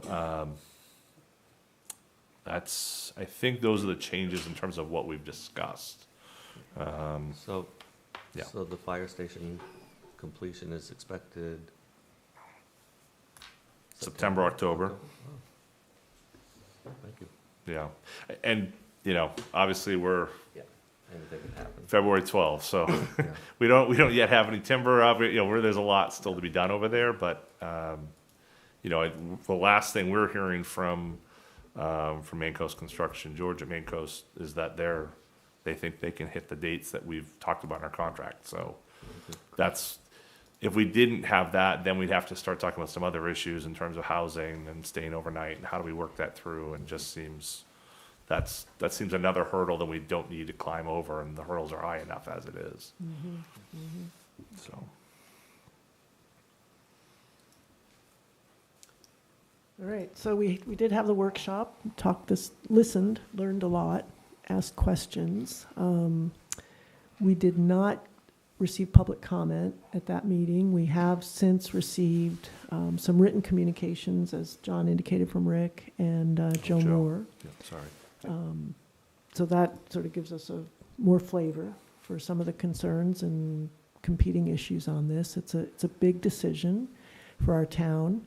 I think we sort of get 2 bites at the apple in a way. We get tonight, which would be authorizing the town manager to include this in the town budget, the proposed town budget. But again, we'll be reviewing the budget, and that'll be another opportunity to sort of consider this. But as we heard at the workshop, there are a lot of concerns with the state of our EMS service, and a strong feeling by Chief Peasley, our town manager, Kim Graffam, who's been very involved in this issue over the years, that it is time for us to go out on our own and provide our own fire-based municipal EMS service. So that's sort of, in a nutshell, what the gist of the discussion at our workshop was. Do we have anyone here who wants to make any public comment? Okay. Jason, do you want to say anything else at this point? I think we've covered it more than enough. Yeah, we know your from all aspects. important feelings on this issue. Kim, did you want to? Just some clarifications on the letters. Mm-hmm. In Mr. Petrie's letter, he said I stated that the contract said for 3 ambulances. I said no such thing. I did not mention contract at all at the workshop. I mentioned a meeting in July for the EMS Review Committee where it was presented that their staffing levels to meet the terms of their contract, and that's just a clarification on that. And that's at 3554 in the meeting if you want to go back and review. Anybody else have anything they want to comment on, or do? I don't know if it's helpful or not, but the whole idea of moving down this path, I'm assuming came from the people who actually are more involved in it all. Like, it's not like a select board's like, hey, you know what we should do? We should No, have our own no. ambulance. Yeah. Yeah. No, we're listening to Because the I think sometimes experts in our people community. will think that select board is just coming up with these wonderful ideas and trying to, No, we. so I'm just saying that yeah. as a clarification. Thank you. Yeah. Yeah, no, we're definitely listening to the experts in our community on this. Okay, well, do I have a motion? I move the board authorize the town manager to include the draft EMS FY '25 department budget into the municipal budget and further endorse the town manager and fire chief to work with their colleagues in surrounding communities to establish mutual aid response and a method for transitioning into municipally based EMS services in the region currently served by Northeast Mobile Health Services. Second. Any discussion? Sure. I still have a concern about being able to hire the people. I mean, that even Ellsworth said that's a big concern. So, I mean, to say, yes, we're just gonna go ahead and by December have enough people worries me. You know, and it still worries me. I mean, I understand you're gonna have mutual aid response, but, you know, you do run into those instances where you have something going on in Lincolnville and something going on in Rockland, and then Route 17 gets a crash. I mean, is there really enough coverage? I mean, I just want to make sure that, you know, if we put our ambulance in our house and Rockland has theirs, you know, and we still don't know what Camden's response is to all of this, you know, are we covered? And those are just concerns, and I've had people reach out to me with these concerns, so. Yeah, it's, again, from day one, again, when you asked about this, how it started, I mean, Camden started this ball rolling about a year and a half ago, 2 years ago, with their fire chief and firefighters presenting not quite in depth that we've done, but starting their own fire EMS service with transport. So where we were, we jumped on to the same bandwagon, and that's where we are today. So that's kind of where we are today. So we need them to get on board eventually to work with them, having the 2 ambulances, working with Rockland as well as other agencies in the area. If you look at the budget, the budget that Megan helped us with, the pay that we're offering, the benefits that we're offering are definitely going to outweigh most agencies, not only in this county, but far and wide. There's no guarantee, obviously, but I can assure you almost weekly I am receiving phone calls. I've been in several meetings with firefighter medics that are coming from an hour away to meet with me that are very interested in this startup with the pay, with the benefits that we're offering, the way that we're going to run it. There has been a large outreach. I'm not saying we're not going to have problems or bumps in the road, but rough numbers, I am not super concerned with hiring 4 medics and 2 firefighters at this time. Okay. Just want to make sure, because, I mean, the hiring field isn't always the greatest. Absolutely agree. All right. But again, John and Megan and I sat 2 weeks ago and compared the pay. I think you went as far as Southern Maine to Presque Isle. All these departments are advertising, and we are, I'm not saying we're going to be the best of the best, meaning pay, but we are definitely outpacing almost all the departments out there. So we're going to potentially offer a start-on a bonus, a hiring bonus. So we're adding these extra benefits to get those people in, to get the right people in to do it. All right, well, those are just some concerns, so as long as we're just looking at this as, initially as putting it in the draft fiscal year 25, I mean. Correct. It doesn't hurt to continue down this path and reviewing it, so. I think something I heard that helped me understand a little better is the notion that the schedule that we're providing for these medics and firefighters is a 24-hour schedule, so it allows us to basically recruit statewide. Correct. So it would be a 1 24-hour shift, 2 days off, 1 24-hour shift, and a 4-day off, similar to what Rockland's doing now and many other agencies out there. I think we talked to probably 15 people, and I think 1 person would prefer to do the 12-hour shift. Everybody else, including the 2 full-time guys now, would prefer to go to a 24-hour shift. So, well, Okay. Anything else? And they'd be doing things more than just sitting and Correct. waiting for their 911 call to come. That's correct. There's a whole list of things that, again, you had asked, someone had asked about what they were doing, and, you know, in the article, and I've never said that Northeast doesn't do any of those things. Someone asked a question, I answered what we would be doing, and that's the list that I provided 2 weeks ago. Week. Week ago. And that's the list. There's a variety, there's more above and beyond that list that we're gonna do. That's just what we were asked, to provide a list of what we're gonna do, and that's what I did. Any other discussion? Okay, ready for a vote? All those in favor? Okay, great. Thanks, you guys everyone. very Thanks, much. Jason.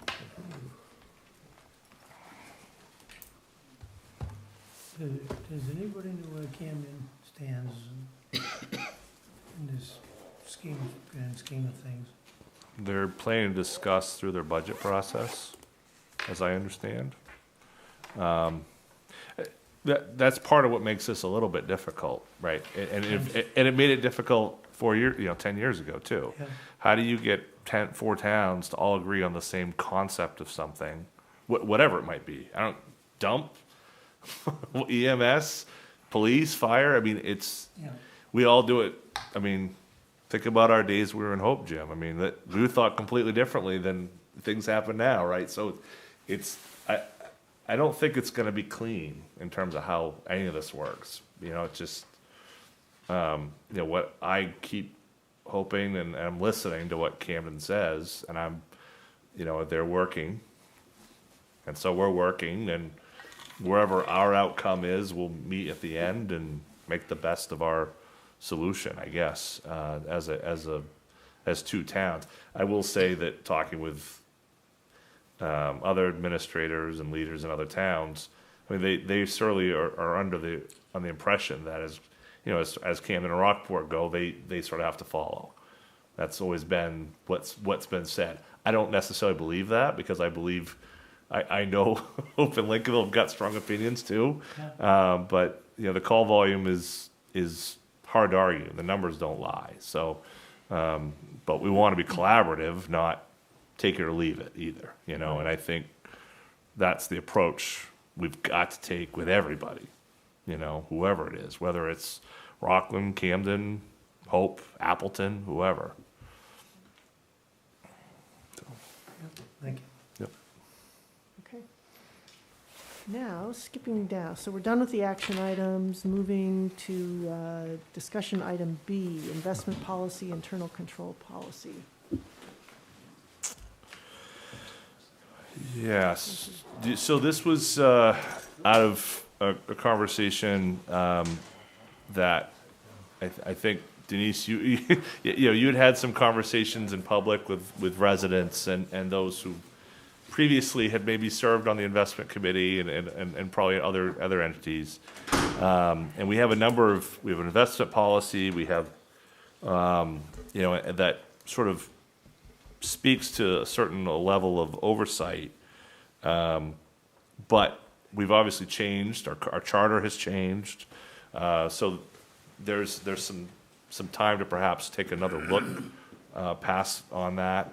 And then, as usually these conversations go, when I talk to Denise, we talk about one thing, and then before you know it, there's like 8 other things that it's connected to. And Megan and I have had some longer conversations about the need to update our internal control policy, which is an effort that she took on a number of years ago. But our operation has changed a great deal over the last few years. And so I'd like to maybe ask if, because this is all part of the budget, it's part of that conversation. If it comes up in budget, I certainly wouldn't run away from the question. But this is sort of my wink and a nod to the board to say, if you're okay with it, I'd like a little bit of time.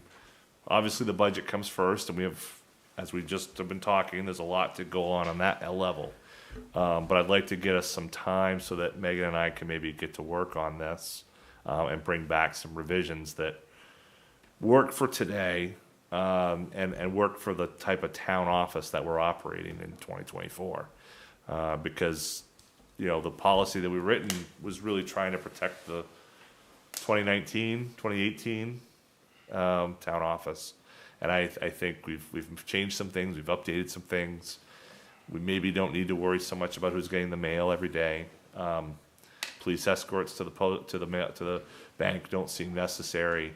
Those officers are busy enough as is. Things things that we can change. And I think there's already a list going. So if we could maybe get a little bit of time and come back this summer with some changes and set ourselves up, that would be my hope, if the board's okay with that. Sort of Yeah, I direction. think on the internal control policy, and then I think the question with the investment committee idea, and maybe it'll all get addressed there, but right now we have significant sums of money.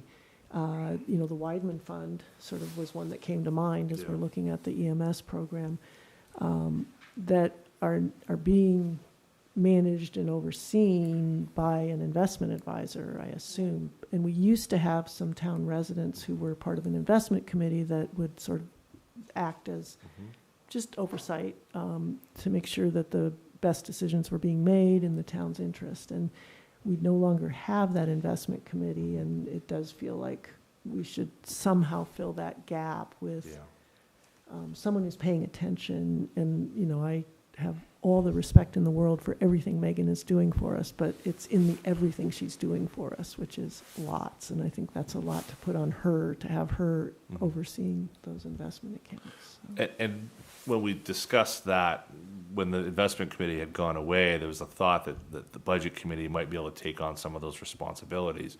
Well, in the change of the charter, that's really not, there's a potential that the budget committee isn't the same type of budget committee it had been, which is really dictated by their own workings, not by, external forces. And I guess my point is that you don't want to have, if you're going to try to establish a policy that is about consistent oversight, you can't do that with the peaks and valleys, that the potential of how the budget committee could work by charter. Yeah. So that's sort of, so it all needs so the once to be over. determined, and I get anyway, that with the budget season coming up, this just isn't the time to be wholesale reviewing and revising what needs to be a document that a lot of thought is given to. So that's my hope. Yeah. Worth putting it on the radar. Yeah, that's really sort of the point of it on this agenda item, is just as being on our radar. Great. Last is comprehensive plan discussion.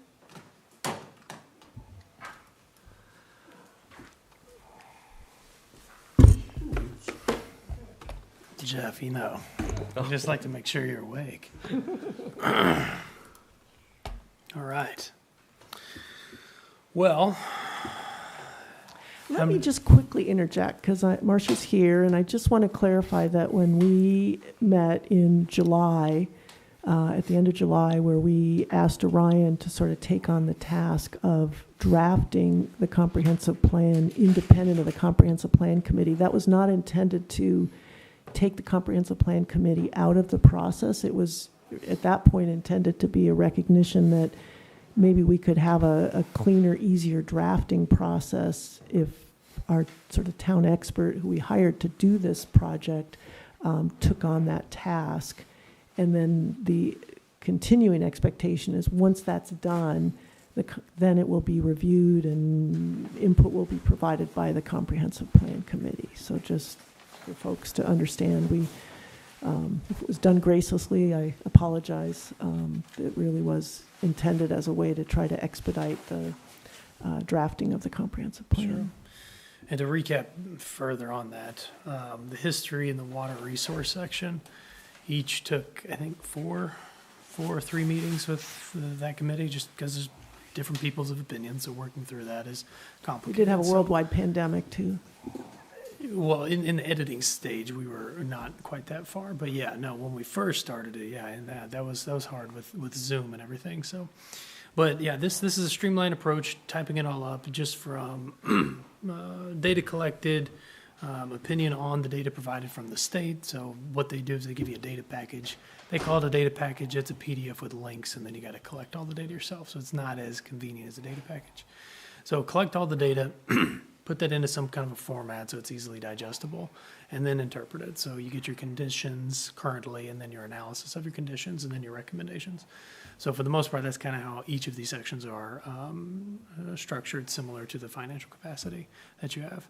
So I've gotten done all but a few, which are, I'll have to pull that different page up. It was transportation, land use planning, and the future land use planning, and then there's another section on the public participation that I have to type up. Public facilities and services. Yeah, public facilities, yeah. So those are the remaining sections. So the Economic Yeah. Development So Committee. 14 of those, we are missing 4? Yes. Is that- Yes. Arguably, these are, and depending on who you talk to, arguably these are the 4 most important sections. So they shouldn't be taken lightly. They're not being taken lightly. I'm working my way through them. So with that, yeah, so the Economic Development Committee, they've got on their work plan, so just to kind of tie that one into this, what they're going to be doing. So I sent them the economic section that I've already finished, and the next meeting upcoming, we're going to be reviewing that, seeing if they've have major changes, or yeah, we agree from an economic development standpoint. And then the other sections, they're going to be giving an opinion based on the current ordinance, or the current comprehensive plan, to say, yes, this section here makes sense to keep, based on our economic development consensus, so on and so forth, but that's really all they're going to be doing. They're just going to run through it, and So you've got a draft in here Not of yet. economy, and that's what the Yeah. Economic Development Committee is reviewing. right, now I'm talking about the other sections I have not done. Okay. So they're looking at the 2004 plan, those sections there. And they're The going to Economic look, Development and they're going to Committee say is. what's still relevant today from an Economic Development Committee perspective. Okay. And that's it. And mainly because if you look at the comparison of your checklist from that comprehensive plan and its review, it's completely different than today. So the data, all the maps, that's going to be different. So the conditions portion is going to look a lot different. The analysis probably will remain about the same, just probably, but the conditions will be different. Does that make sense? So existing land use and future land use are obviously, for a lot of people, what you might view as the core of Yes. our comprehensive plan. Will the planning board be involved in that, or how do you see getting? So, once I'm done with all this, and then, the comprehensive plan committee looks it over and they say, yeah, we agree, yay, nay, go through that process, done. Then you got 2 options go down. One's a risky option, which is go through your voter approval process and then get your state approval. That's a risky process. Well, no, I meant to help No, you get that section drafted, because, They're gonna, that's an option, and then the other option is send it off to the state, and they say, here's your other recommendations, and then you go through the normal process. So those are the two options. The planning board will be a part of the recommendation process, similar to an ordinance. So they're gonna recommend or not recommend, and then go through that process there. Does that I'm make just sense? thinking of the nuts and that's a heavy lift for you on your own we've been waiting since the end of July. I know. I know lots of other things have been happening, and you've been working on a lot of things. I'm just trying to figure out how we get a draft done. What I can do is I can talk with our land use attorney, see if he has any recommendations on that one way or another, but I would recommend the planning board to make a recommendation on the comprehensive plan. Nothing on the state says it's a requirement, it's more internal on what we do. But you're talking as if we already have a comprehensive plan ready to go forward, but we don't have that yet, right? No. I'm talking about how we get to that point, how we Yeah. actually get a fully drafted comprehensive plan. Sure. I have to finish the sections. Okay. Tell us about your timeline. My timeline. So I was looking at the rest of this month. I'm pretty confident I can knock out the transportation section this month. The land use, the current land use won't be difficult to write. I mean, that one's there. It's the future land use. It's going to take a little bit of theorizing. So that one I'm going to spend a decent chunk of time on, but probably March. I could say end of March is going to be my goal. You could get both 13 and 4. That's my goal. The ordinance stuff that's done, it's on your plate now. So that's eased up a lot of my time. So now I can redirect and focus. Okay. And public facilities and services? Yeah. Is that also, are you saying end of March you'll have everything done, or? That's my goal. I want it done more than y'all want it done. Okay. Y'all. Hey, don't make fun of me. He's from Yeah. Southern No, Maine. I like The it. Southern's coming out. He's from Southern Maine. Don't son me. Y'all are from northern Texas. Okay, so end of March, walk us through what happens after that point So, then. yeah, so that gets into that fork in the road item. We can go through and do the vote, but the problem is if the state doesn't agree, or if they say, no, you got a couple of things that are wrong, and they're more substantive, then you're gonna have to go back to the voters for another vote. Well, and don't we need a public process in town? We can't Well, just. we need a public process in town, but get I mean, there's the public meetings that we will hold. That's a part of that review and get it to the voters process. Mhm. So if you're not gonna have, even till the end of March, even just a draft of this plan, and then if we got a comprehensive plan committee that needs to look at it, we've got the public to look at it, we're not gonna make a June ballot, is that what you're telling us? No, Okay, I don't think that's feasible okay. today. November? I think- November, yeah. Would Is be November? Next opportunity, right? November, hands down. And you heard tonight on I various. completely agree with everybody. You Yeah. know, that I commend the committees that made references to they're kind of lost without a current comprehensive plan, which is Yeah. great to hear. I'm sorry that they're feeling lost, but at least they're saying they need that done so they can make their appropriate next steps. Mhm. So, good news that they're listening and reading it. We're frustrated that we don't have it, Hey, is really, I guess, what I was hearing. sure. Okay, so we're looking at a November and end of March. So obviously, the April meeting will be pretty busy. But if we could have it, even Sure. independent So, of a what meeting. you have there, I mean, that's an unformatted draft, so. Yeah, it needs a lot of, Well, yeah, I mean, there's a lot of formatting stuff that'll happen along with it, and I'm careful with when I post stuff to make sure it is draft and big, because I don't want anybody saying that those are the words that are going, you know, I don't want that to be interpreted. yeah. That's my work thus far, that the comp plan committee will review, Mhm. and then they'll do their tweaks, and then it'll continue on its process. Yeah. Okay. Can I maybe just offer a question or a thought? I think it would be helpful, or whoa, sorry, Jeff, I'm sorry, I'm sorry. I'm like Brent, I'm Yeah, we get one of those sloppy guys. late. Wake up, Jeff. I think it would be helpful at this point to pick those two paths Yeah. now. Because while I've lived on both sides of that fork in the road. I've done it both ways in towns I've been in, and I think it's easier to send it before, because it's frankly the things that most of our residents care about are not things that inland fisheries and wildlife really cares about. They want to make sure that it's this map of this date as opposed to the map that we have. I think you can do two things at once. That's my recommendation to the board. But secondly, I think that for all the things we heard tonight, and I think what we're hearing is that we had a great effort and great outreach for trying to reach out to people and get them engaged. And now we are going to have to give them just as good of an effort to have outreach and keep them engaged about what we found. So maybe I think if the direction is from the board to say, as soon as we have the draft that's representative, not final draft, because final draft makes it sound like it's what's voted on, but the last working draft, I suppose, that we can move forward and feel good about, that we send that off to our friends in Augusta. But concurrently, and I think personally, more importantly, that public effort, the meetings at the Opera House, the meetings at Simon's Corner Hall, the meetings at the church in West Rockport, that sort of effort is what is going on in the meantime, right? So If June is not in focus and November is, there's an effort through the summer, early fall, maybe even late spring, really, to try to, this is what we found, this is what we have.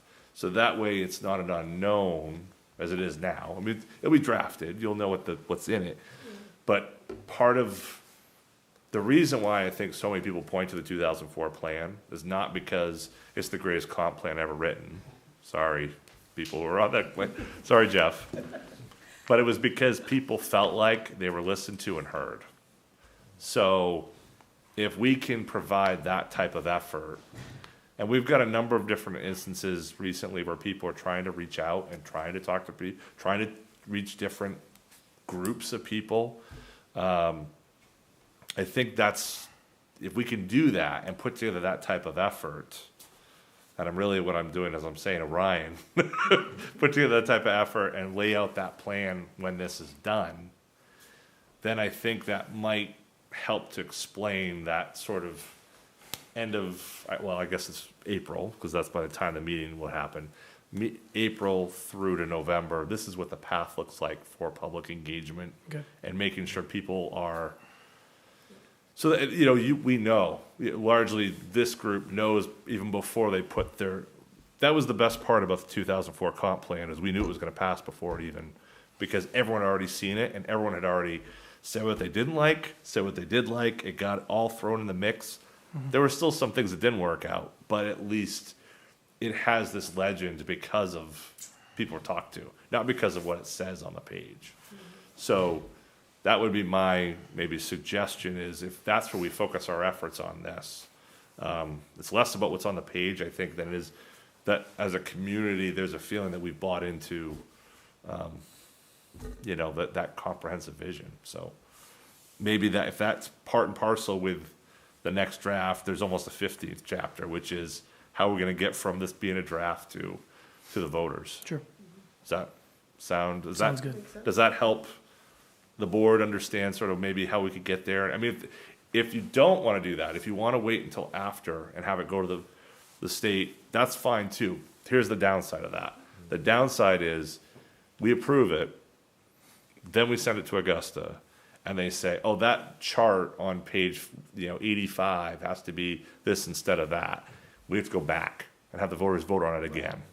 Yeah, I think the Which only is crazy. reason we were thinking of doing it that way is our time kept eroding away, because Yeah. we were trying to target a June I deadline. know. Right. Now that we're not, we do have the time to do it with the state first. And I guess really, to just be clear, it's not November, it's September. Mhm. Mhm. So it can be ready for the ballot, but. Correct. Okay, that makes sense. Do I understand the timeline? So end of March. End of March. Ryan's gonna have Orion, yep. the full draft. We can sort of at the April meeting, just Mhm. say, okay. Review it. That's my, review it, yeah. Go off to the state. Then it goes to the comprehensive plan committee for review? Well, that's what Orion will provide for us, is what he Yeah. would suggest. Yes. is, Lay out the plan. Lay out the plan, in terms of comprehensive plan committee, public meetings. So, Mhm. And then goes to the state? no, it's going, those are parallel paths. So it Okay. goes to the state once Orion says this is good. Mhm. How long does it take for them to, 2 months. okay. So the sooner I get it to them, the better. What are you saying at the same time? Because I swear to God, my brain's like shutting off. I don't know why. It's a short meeting, Michael. So it's like, while Mhm. it's at the state for their review, Mhm. we're presenting Right. what we think is gonna be approved to the Right. voters to talk to. Right. And what I'm hearing is the state's not likely to have substantive comments on, So you we, can't pick this future land use. for Yeah. this do you area. remember in the fiscal capacity where I had highlighted some stuff, don't touch, state says keep? That's what they're gonna check. They're just making sure that you're putting in what they say. That's It's not hard to do, but getting certain people on board with some stuff at certain stages is a little hard to do, but that's okay. Then have public engagement, Yep. reach out, Mhm. all as that's happening. And when you do that, you do say, but we're sending this to the state, so understand, we may get something back. I mean, we want everyone to be fully cognizant the authors of this aren't all in this room. There's some that are in Augusta, and we can't control that. But Here's what people we're understand expect- that. Here's what we're expecting will be approved, and if it isn't, we'll come back to you and let you know before we Exactly. put it on the ballot. Right, right.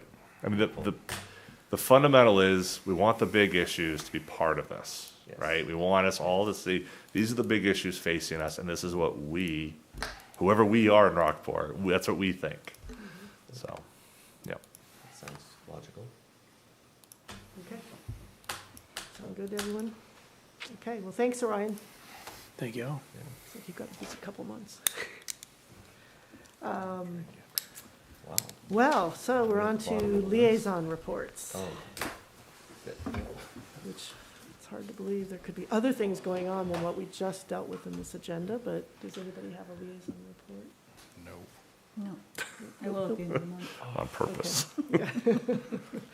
Good answer, no. All right, do we have a motion to adjourn? Well, So I would moved. just say, Oh. I know talk, sorry. No, mine's really quick. Talk amongst some of the people in the Pathways Committee is very, very enthusiastic. After we had the BPI, discussion. So they're seeing some hallelujah moments in the potential for Pathways going out to the high school and on and on and on. Good.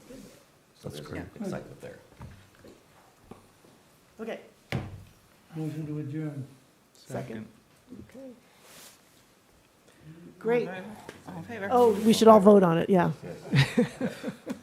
I think that's a unanimous vote. Unanimous. All right, thank you, everyone. Thank you all. That was a narrow.